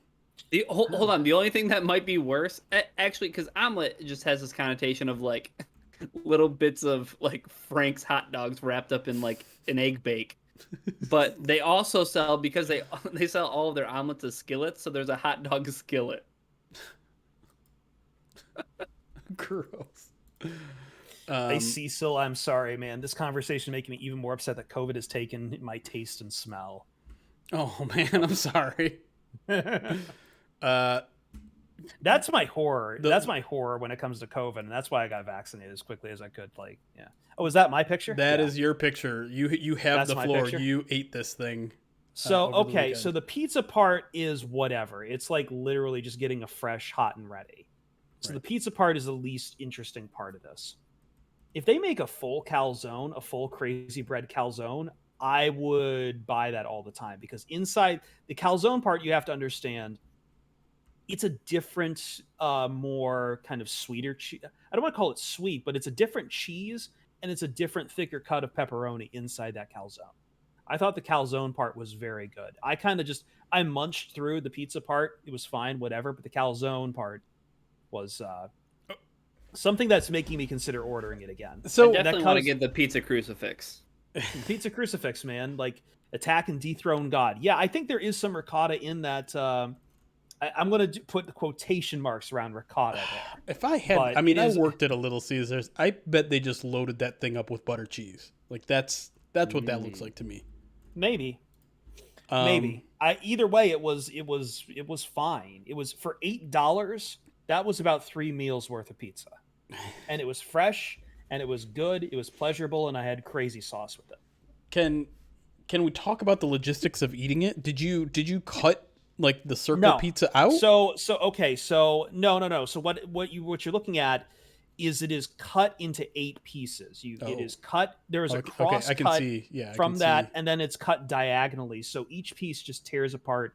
And you get kind of like a quarter of each arm. You get a half of each arm of the cross. There's like a triangle of the pizza. There's like a small triangle of the pepperoni pizza, and then like a stick of the calzone. So the calzone itself is cut. Yes. Interesting. Well, it's cut, but it's not like it's opened. It's open. Right like there, it's folded along. The crust is folded along, so like you're still getting a folded calzone in there. It was easier to dissect than it looks. I love how like huge it is. Oh, you can see our conversation. Yeah. Look how in depth I can get. to this pizza. Hold on, go back just because I love your message for me. You didn't. Yeah, that is a Google Yep. Pixel. That is my new phone. That's my new phone's camera too. Like, I love it. You didn't. I did. All right. Here. Speaking of people that I should have blocked, I had to unblock Barstool because someone sent me. I just DM'd that to you on Slack, Jeremy. I don't know if you want to share that with the class, but I thought that was a pretty cool Lions man cave that someone had. Oh, here we go. I found the actual person who has it because, as always, Barstool just stealing the yeah. Here, let's do it and shout out this guy Dylan H6969. Oh yeah, let me make sure I'm not where I need to be here. Desktop. There we go. This is the guy's Twitter page. I think I did see this. This is quite ridiculous but impressive. Yeah, it's his pinned tweet. This is how we do it up at my house for Lions games. In the cave, got the drink cups ready, the chips ready. Lions chips. I didn't even know such a thing existed. Got all my stuff. Yeah, they always do that. I love some of his framed jerseys just because some of them are just let's make you die a little bit inside. But I love the commitment. Hold on. Walk in, or when you walk in. Stafford, Slay, okay. Levy, Galladay, Jones. Okay, those are all. He's got Abdullah framed. Was that Abdullah? No, that's Galladay. My bad. That's those Galladay. are all good. I remember seeing some ridiculous ones. I think it's on this wall.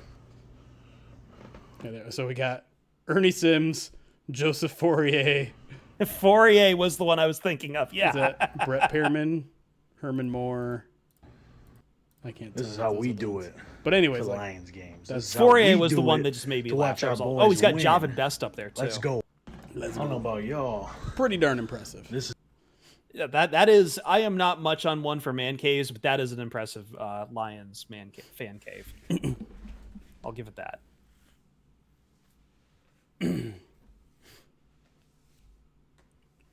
Give me 1 second. I'm just going to go straight back to putting Barstool back on my block. Okay. Fourier is better than what we have at TE3 now. I might not argue with you on that point.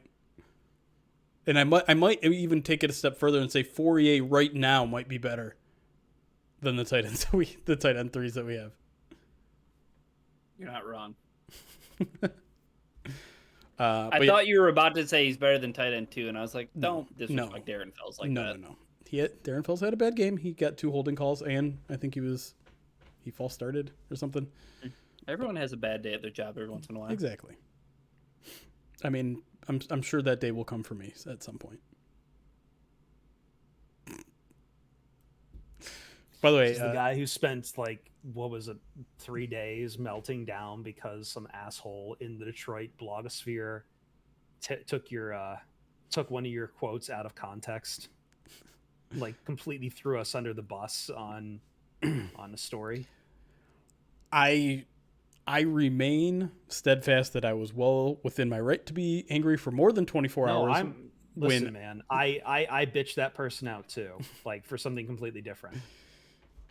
It's one thing to take me out of context. It's another to at a player trying to potentially ruin my relationship with that player. And I have my issues with that publication that I have gone back multiple for publications. Drones, thank you for the Twitch Prime. Subscribe now for 2 months. Drones over DFW. You won one of the man codes, right? That's right. Glad to see you're sticking around. Love to hear it. Segment 3.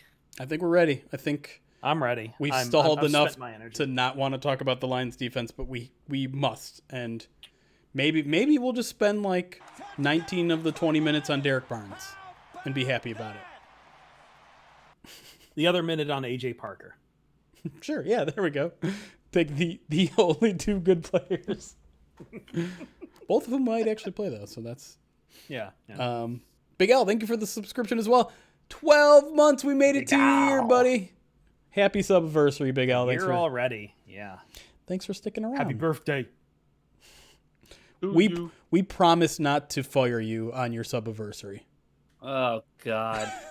Take me to segment 3. All right.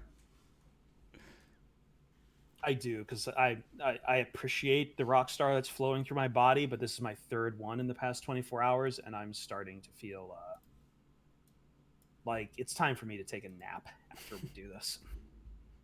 That's the opposite of what energy drinks are supposed to do. No, not when it's your third one. Yikes. The body is rebelling.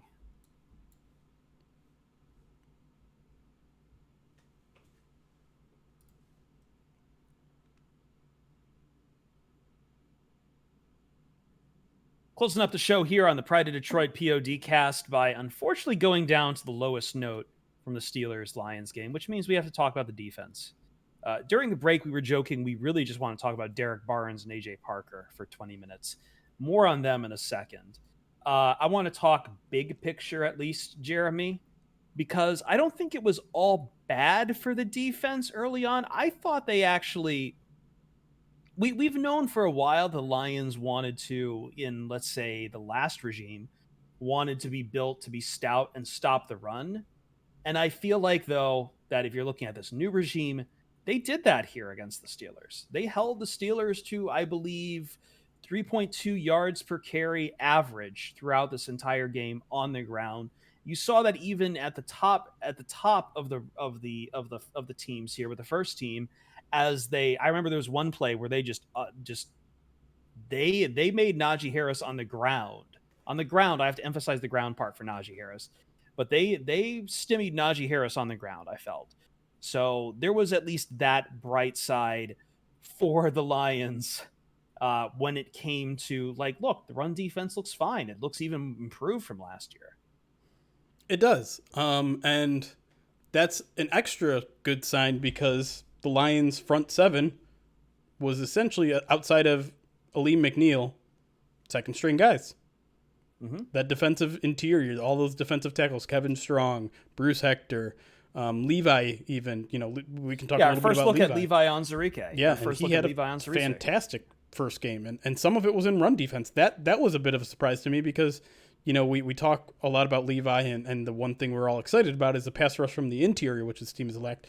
Brought some noise in run defense as well. So I thought in general, the run defense was good. It was a lot better than the week before. I think part of that is because the Steelers have a bit more of a suspect offensive line, a bunch of young guys there that they're still kind of getting their act together. But, Buffalo is a team that's going to run the ball a lot. So the fact that there was some struggles there, understandable. I thought they were a lot better against a more average team, and that's a good sign going forward.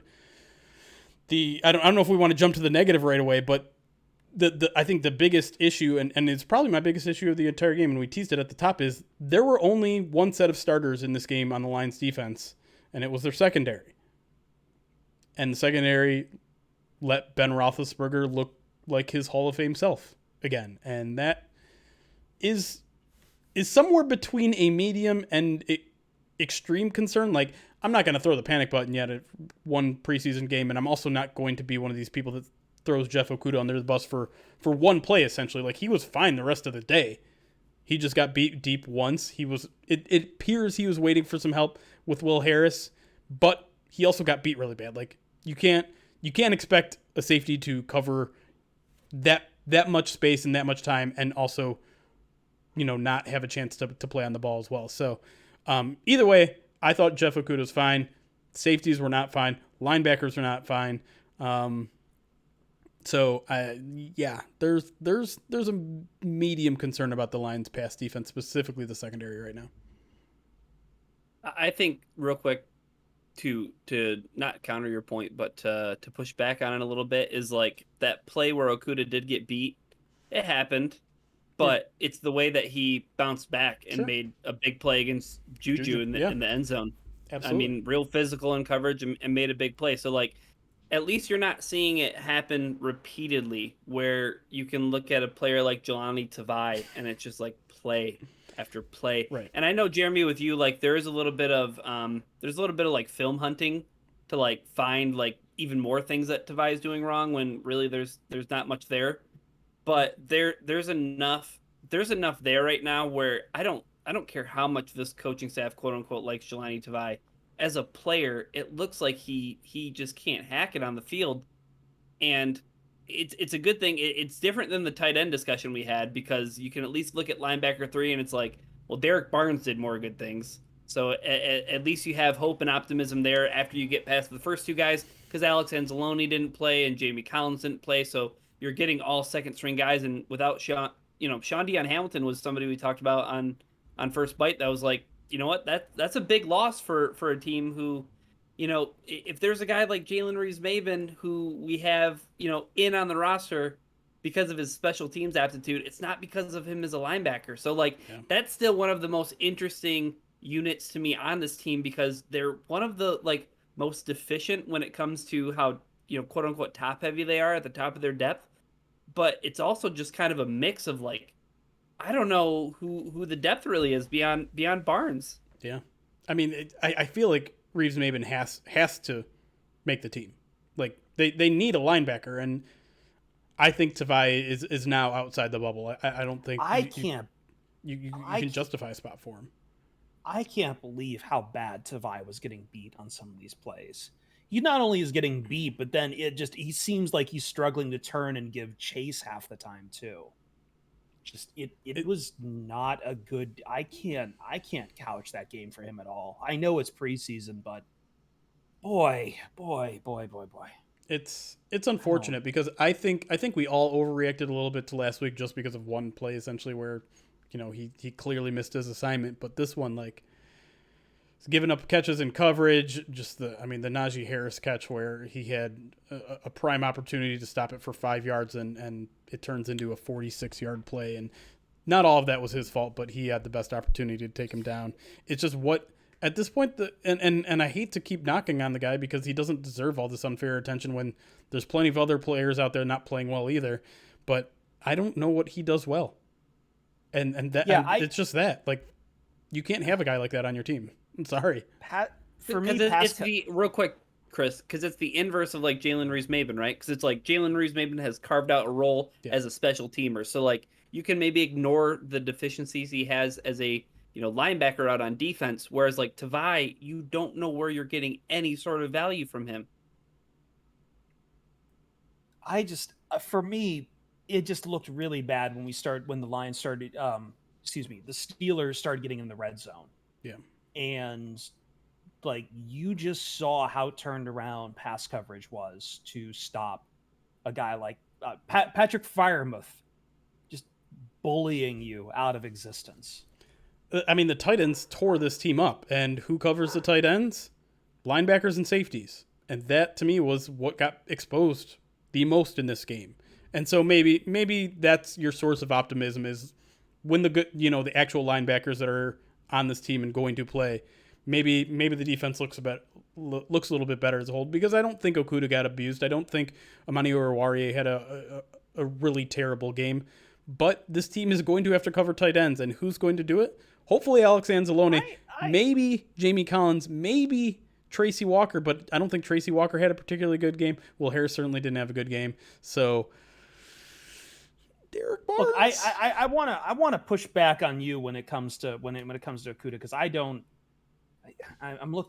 think his PFF grade was fine. He came out in a 72, but I mean, he just looks a step slow. Maybe he can just work on that a little bit. And I don't know how much that is that I didn't think he got help at all that day from Will Harris. No. He didn't have any help from Will Harris. He didn't have any safety help out there, but you kind of have to, when you're putting that much pressure, when you're putting that much blame on the past coaching staff, I expected him to look a step better. So maybe it's still early for Okudah. I'm not going to write the book and be one of these people who's been spamming my mentions with hell no Kuda, or what is it? Yeah, it's hell no Kuda or whatever. It's a dumb slogan. I don't know who started it. You're an idiot. But I mean, man, that's just going to put more pressure on him to actually show you what he's got in the regular season, because you're stuck with him. For whatever. This is the old chicken and the egg argument, though, right? Mm-hmm. With the defense. I mean, there's not a lot of first stringers out there, so you don't get a good sense of like what the pass rush is going to be like. Yep. So then you're leaving it up to your corners. And I mean, we just watched 3 seasons of Matt Patricia football. We know what it looks like we know that it's absolute hell for a defensive backfield to cover a guy for 6-7 seconds. Like it just doesn't happen. Yeah. And I mean, I think we all have to remind ourselves this is all going to take time. Like, I know, yes, third overall pick, you want him to make an instant impact, especially by year 2. Like, he needs to show improvement. No question about it. But new scheme, new coaches, cornerback takes a long time to develop, and you have to erase a lot of the damage that Matt Patricia did with his entire defense. So I know I've been one of the guys trumpeting Jeff Okudah and saying he looks a lot better in camp. His mentality is completely different. I think he's going to have a breakout year. I still stand by all of that. But what I'm not saying is this guy is not going to be a Pro Bowler right out of the gate. He's not going to be a Pro Bowler this year. He's not going to be an All-Pro this year. That is going to take some time. And I think one of the most interesting stats that I heard this offseason came from our own Eric Schlitt during one of our Green Room podcasts is he looked at Aaron Glenn and how long it took him to turn things around in New Orleans. The first year, they were bad. They were bottom 3 pass defense. Next year, it was immediately top 10. So it's going to take a year of getting used to everything. And I know there are plenty of Lions fans that have seen first round busts and they see Jeff Okudah and they are unwilling to wait a second year. But I urge you, wait a second year. I think the history, I agree with you there, is like, I think Lions histrionics once again showing the impatience on Okudah. So we'll see. Again, I just didn't think it was a good game for him, but I'm not casting a larger judgment yet. I want to pay off his tease because I made it at the end of the B block. Dan Campbell, I think the most interesting quote out of him when it came to this, and I think he was talking about the defense, especially here.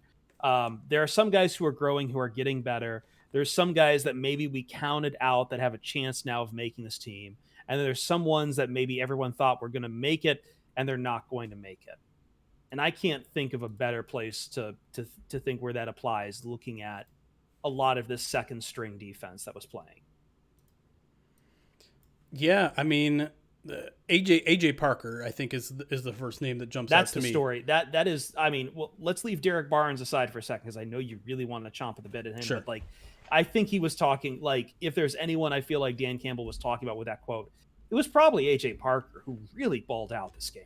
Yeah, and to me, like, I ignored the signs because he's been repping with the first team defense for a week and a half now, and I took that as, well, they're moving Mike Ford out. The Nickel Roby Coleman is just arrived with the team. It's going to take him a while, and they need a guy, so it's AJ Parker, but he played with the first string defense again on Saturday, made a bunch of plays, couple tackle for losses, couple pass breakups. That dude was all over the place. And listen, I'm not going to sit here and say right now that I'm certain this guy's going to be the starting nickel cornerback for this team, but I'm also not going to say he's not going to be the starting nickel cornerback in week 1. Like, it'd be crazy for an undrafted rookie to do that when he was an afterthought on this roster. But that quote combined with his play on Saturday night, suddenly I'm starting to believe that this guy, I wouldn't even call him a roster lock at this point, but I think there's a decent chance he starts in week 1, which means a lot of weird expectations. What does that mean for a guy like Cornelder who can't get on the field? What does that mean for a guy like Roby Coleman? Does he make the team, or do they use Mike Ford as the backup? Like, if all that happens, there's kind of a chain reaction that goes down the roster, and very, very fascinating story with him, and I think we need to learn a little bit more about him. Yeah, with Roby Coleman, I think that might be applicable with that Dan Campbell quote too, because I think people saw Roby Coleman come in a spot where the Lions were shorthanded, no Cornell there. Mike Ford was being, thrust into that role as the starting slot, but it looked like maybe they wanted to take him outside as well. And he comes in as a veteran guy who's played before, familiar with the Rams and all that stuff. And it's almost like, okay, yeah, but AJ Parker's the guy who got all the opportunities. And it's I don't know.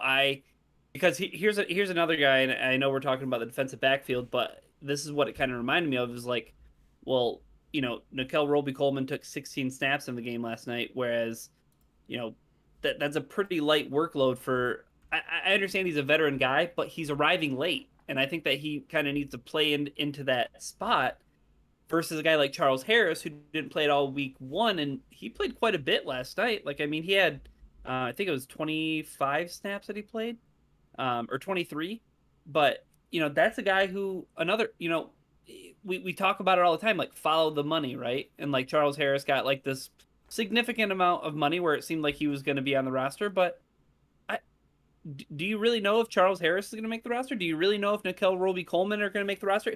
Is it just because, well, they're veterans and the Lions need kind of like that veteran presence, when this is a roster that's so completely different than a year ago with so many young guys? Yeah. Like, so AJ Parker is going to get a shot, AJ Parker, by the way, played the most snaps last night of any corner. He played 30 snaps. They got a good long look of him, and with the starters again, like he got thrown into the fire, an undrafted rookie thrown against the Steelers number ones. Against the Steelers, like, their receiving offense is going to be good this year. He's getting thrown up there against Juju Smith-Schuster, Najee Harris. Like, that was a good pass offense he was thrown up against, and he composed himself well. And do you know who the highest graded defender on the Lions roster was, according to PFF? Minimum 6 snaps? It was AJ Parker. Yeah. That's a hell of a debut as a starter. And that's why funny, quick story, like, AJ Parker met with the media last week, but everyone but like 2 or 3 people were preoccupied talking to someone else. AJ Parker got like 4 questions thrown his way. And it's just a sign of how we all overlook the guy. I mean, not to brag, but I asked him a couple questions, but yeah. But it's one of those weird stories that came out of nowhere, and it came all out of nowhere all of a sudden too, right? Like 2-3 weeks into camp, we still weren't talking about this guy, and now he could theoretically be the starter. And so just a cool storyline, and maybe also speaks a little bit to the team's ability to find young talent. I mean, we know that the Lions did a really good, or that Brad Holmes did a really good job finding late round safeties when he was with the Rams. Maybe that travels over to nickel corner a little bit as well. So the other two highlights. Again, we did get to see our first look at Levi Onwuzurike out there. I thought he was phenomenal in pass rush. He was fine in run blocking too, but I thought he looked fantastic bringing the pressure. He's just another one of those guys that I just can't wait to see more, because he brings so much intensity and energy, and not to mention just a ton of raw skill that I think once this guy really kind of gets into a rhythm of the season, he's going to be someone to really, really, the offenses are just going to have to keep him in mind at all times. Yeah, I'm still stuck on the fact that you made your threshold 6 snaps, because that's Tavante Beckett erasure that you're doing right there. He had 5 snaps on the very last drive of the game, 91.5 grade. Congratulations, Tavante Beckett. You're still not going to make the roster. Okay, all right, but he deserves his shine, Jeremy. Some guys aren't going to make the roster. Some guys are, Jeremy. That's true. Just what the facts are. Derek Barnes. This is our last little bit of palate cleanser to get away from the mess of the rest that was the offense. Derek Barnes, showing you why the Lions got him. Where do you want to start, Jeremy? He's just so much fun to watch, man. Like, he's a human highlight reel film, and you don't get a lot of that out of linebackers. I know there's some analytic folks that say linebackers don't matter. By the way, PFF grade 91 in coverage last night. And how long have we been dying for something like that? The dude almost had an interception. He had a pass breakup after that. He's all over the place. And really, to me, the thing that stood out the most, and maybe this is just because everyone else on the team was horrible at it last night, tackling, dude. The man can tackle. And it's not just bringing a guy down. It's stopping his momentum completely, so that as soon as you hit him, he is going down. He is not gaining any yards after contact. And the sack. Can I talk about the sack for a second? Because the second straight week they've sent him on a kind of delayed blitz. First week it caused an incompletion. This time he got the sack. And my brain has become so ingrained to watching Jared Davis that when he shot through that hole and got to the quarterback, I was 99% certain he was going to run right by him. Or just like get his hands on and go flying. Because, I mean, and to be clear, it's not an easy play to make. You are running full speed, and if a quarterback just kind of does a little shimmy, like that can throw everything off, and it's a hard play to make. But he wrapped him up good, and he did not miss on the tackle, and that was, I loved it. I loved seeing it, and I know his run defense grade was pretty bad, so his overall grade wasn't nearly as what I think most people were expecting. I'll have to check and see why his run defense grade is so bad, but to me, he's a playmaker. Like, what we haven't seen any playmakers on defense in 3 years, and so when you see one, it's pretty clear, and that dude is a playmaker, and I hope they give him some early snaps next week because I want to see him against really good competition. I don't have anything to add about Derek Barnes other than that I'm excited. Sorry. I could talk about Derek Barnes for this entire podcast. That's how excited I am about him right now. 1 minute. Once again, we'll go to each of you. One sentence on what you want to see out of the next preseason game. Or at least, or even in training, what you need to see this team work on. I want to see some sort of cohesiveness with the offense early on. I think the starters should be playing. I just do. I don't think they're ready, especially on offense. So I would love just 2 drives. Make it full circle here. Third game has traditionally been the dress rehearsal game. It should be the dress rehearsal game for the Lions. But it won't be. Dan Campbell basically already said it won't be, and I think a lot of people are going to treat the third game. It's the last preseason game, so I think a lot of people are going to treat it like the last preseason game, which is like game 4 from years prior, where there's nobody starting. Yeah, you're just trying to figure out those last few roster spots is what they're trying to do, and that's probably what they do. I don't want that. I want to see the offense build some confidence in me, build some confidence in themselves, because we got a field goal out of Jared Goff. Yeah, for me, it's really hard to come up with a sentence because it almost feels like you can't see what you want to see. Because like Jeremy said, you're not going to see the first team offense. There's no DeAndre Swift. There's no TJ Hawkinson. There's no Jared Goff. With all those players not playing, you can't really see the first team offense. Yeah. And even on defense, I guess if there's one thing that I'm interested in seeing is hopefully some of the starting defensive backfield, plays again next week. I hope I still see some more Okudah because Jeremy, we talked about on the first bite, the thing that we wanted to see going into the Steelers game. I said, I want the secondary to be tested. They didn't get much from Mitch Trubisky or Davis Webb in the first week. Well, I bit off more than I could chew. I got a little bit more than I asked for. But I truly want to see more of it because it is, and we've talked about it all off season long. It's such a young unit. Your starters are a second and third year guy, and you got Mike Ford, and somebody who we didn't talk about, but played. He played over 20 snaps last night, and he primarily played all outside. But Melifonwu played quite a bit, and didn't look terrible. Which I've been somebody who's been a proponent of him kind of redshirting this season, but I think maybe he just might play out of necessity at this point. And what better opponent to get a little bit more confidence built than a really crappy Colts team, right, Chris? Absolutely. And we'll see how that goes. Stick around for First Bite later this week as we talk about those crappy Colts. Thanks everyone for tuning in for the Pride of Detroit POD cast. We're on our way out now. Let's close this kibosh off. For myself, for Jeremy Reisman, for Ryan Matthews, at Chris Perfett, at Detroit Online, at Ryan_POD. We will see you Starside.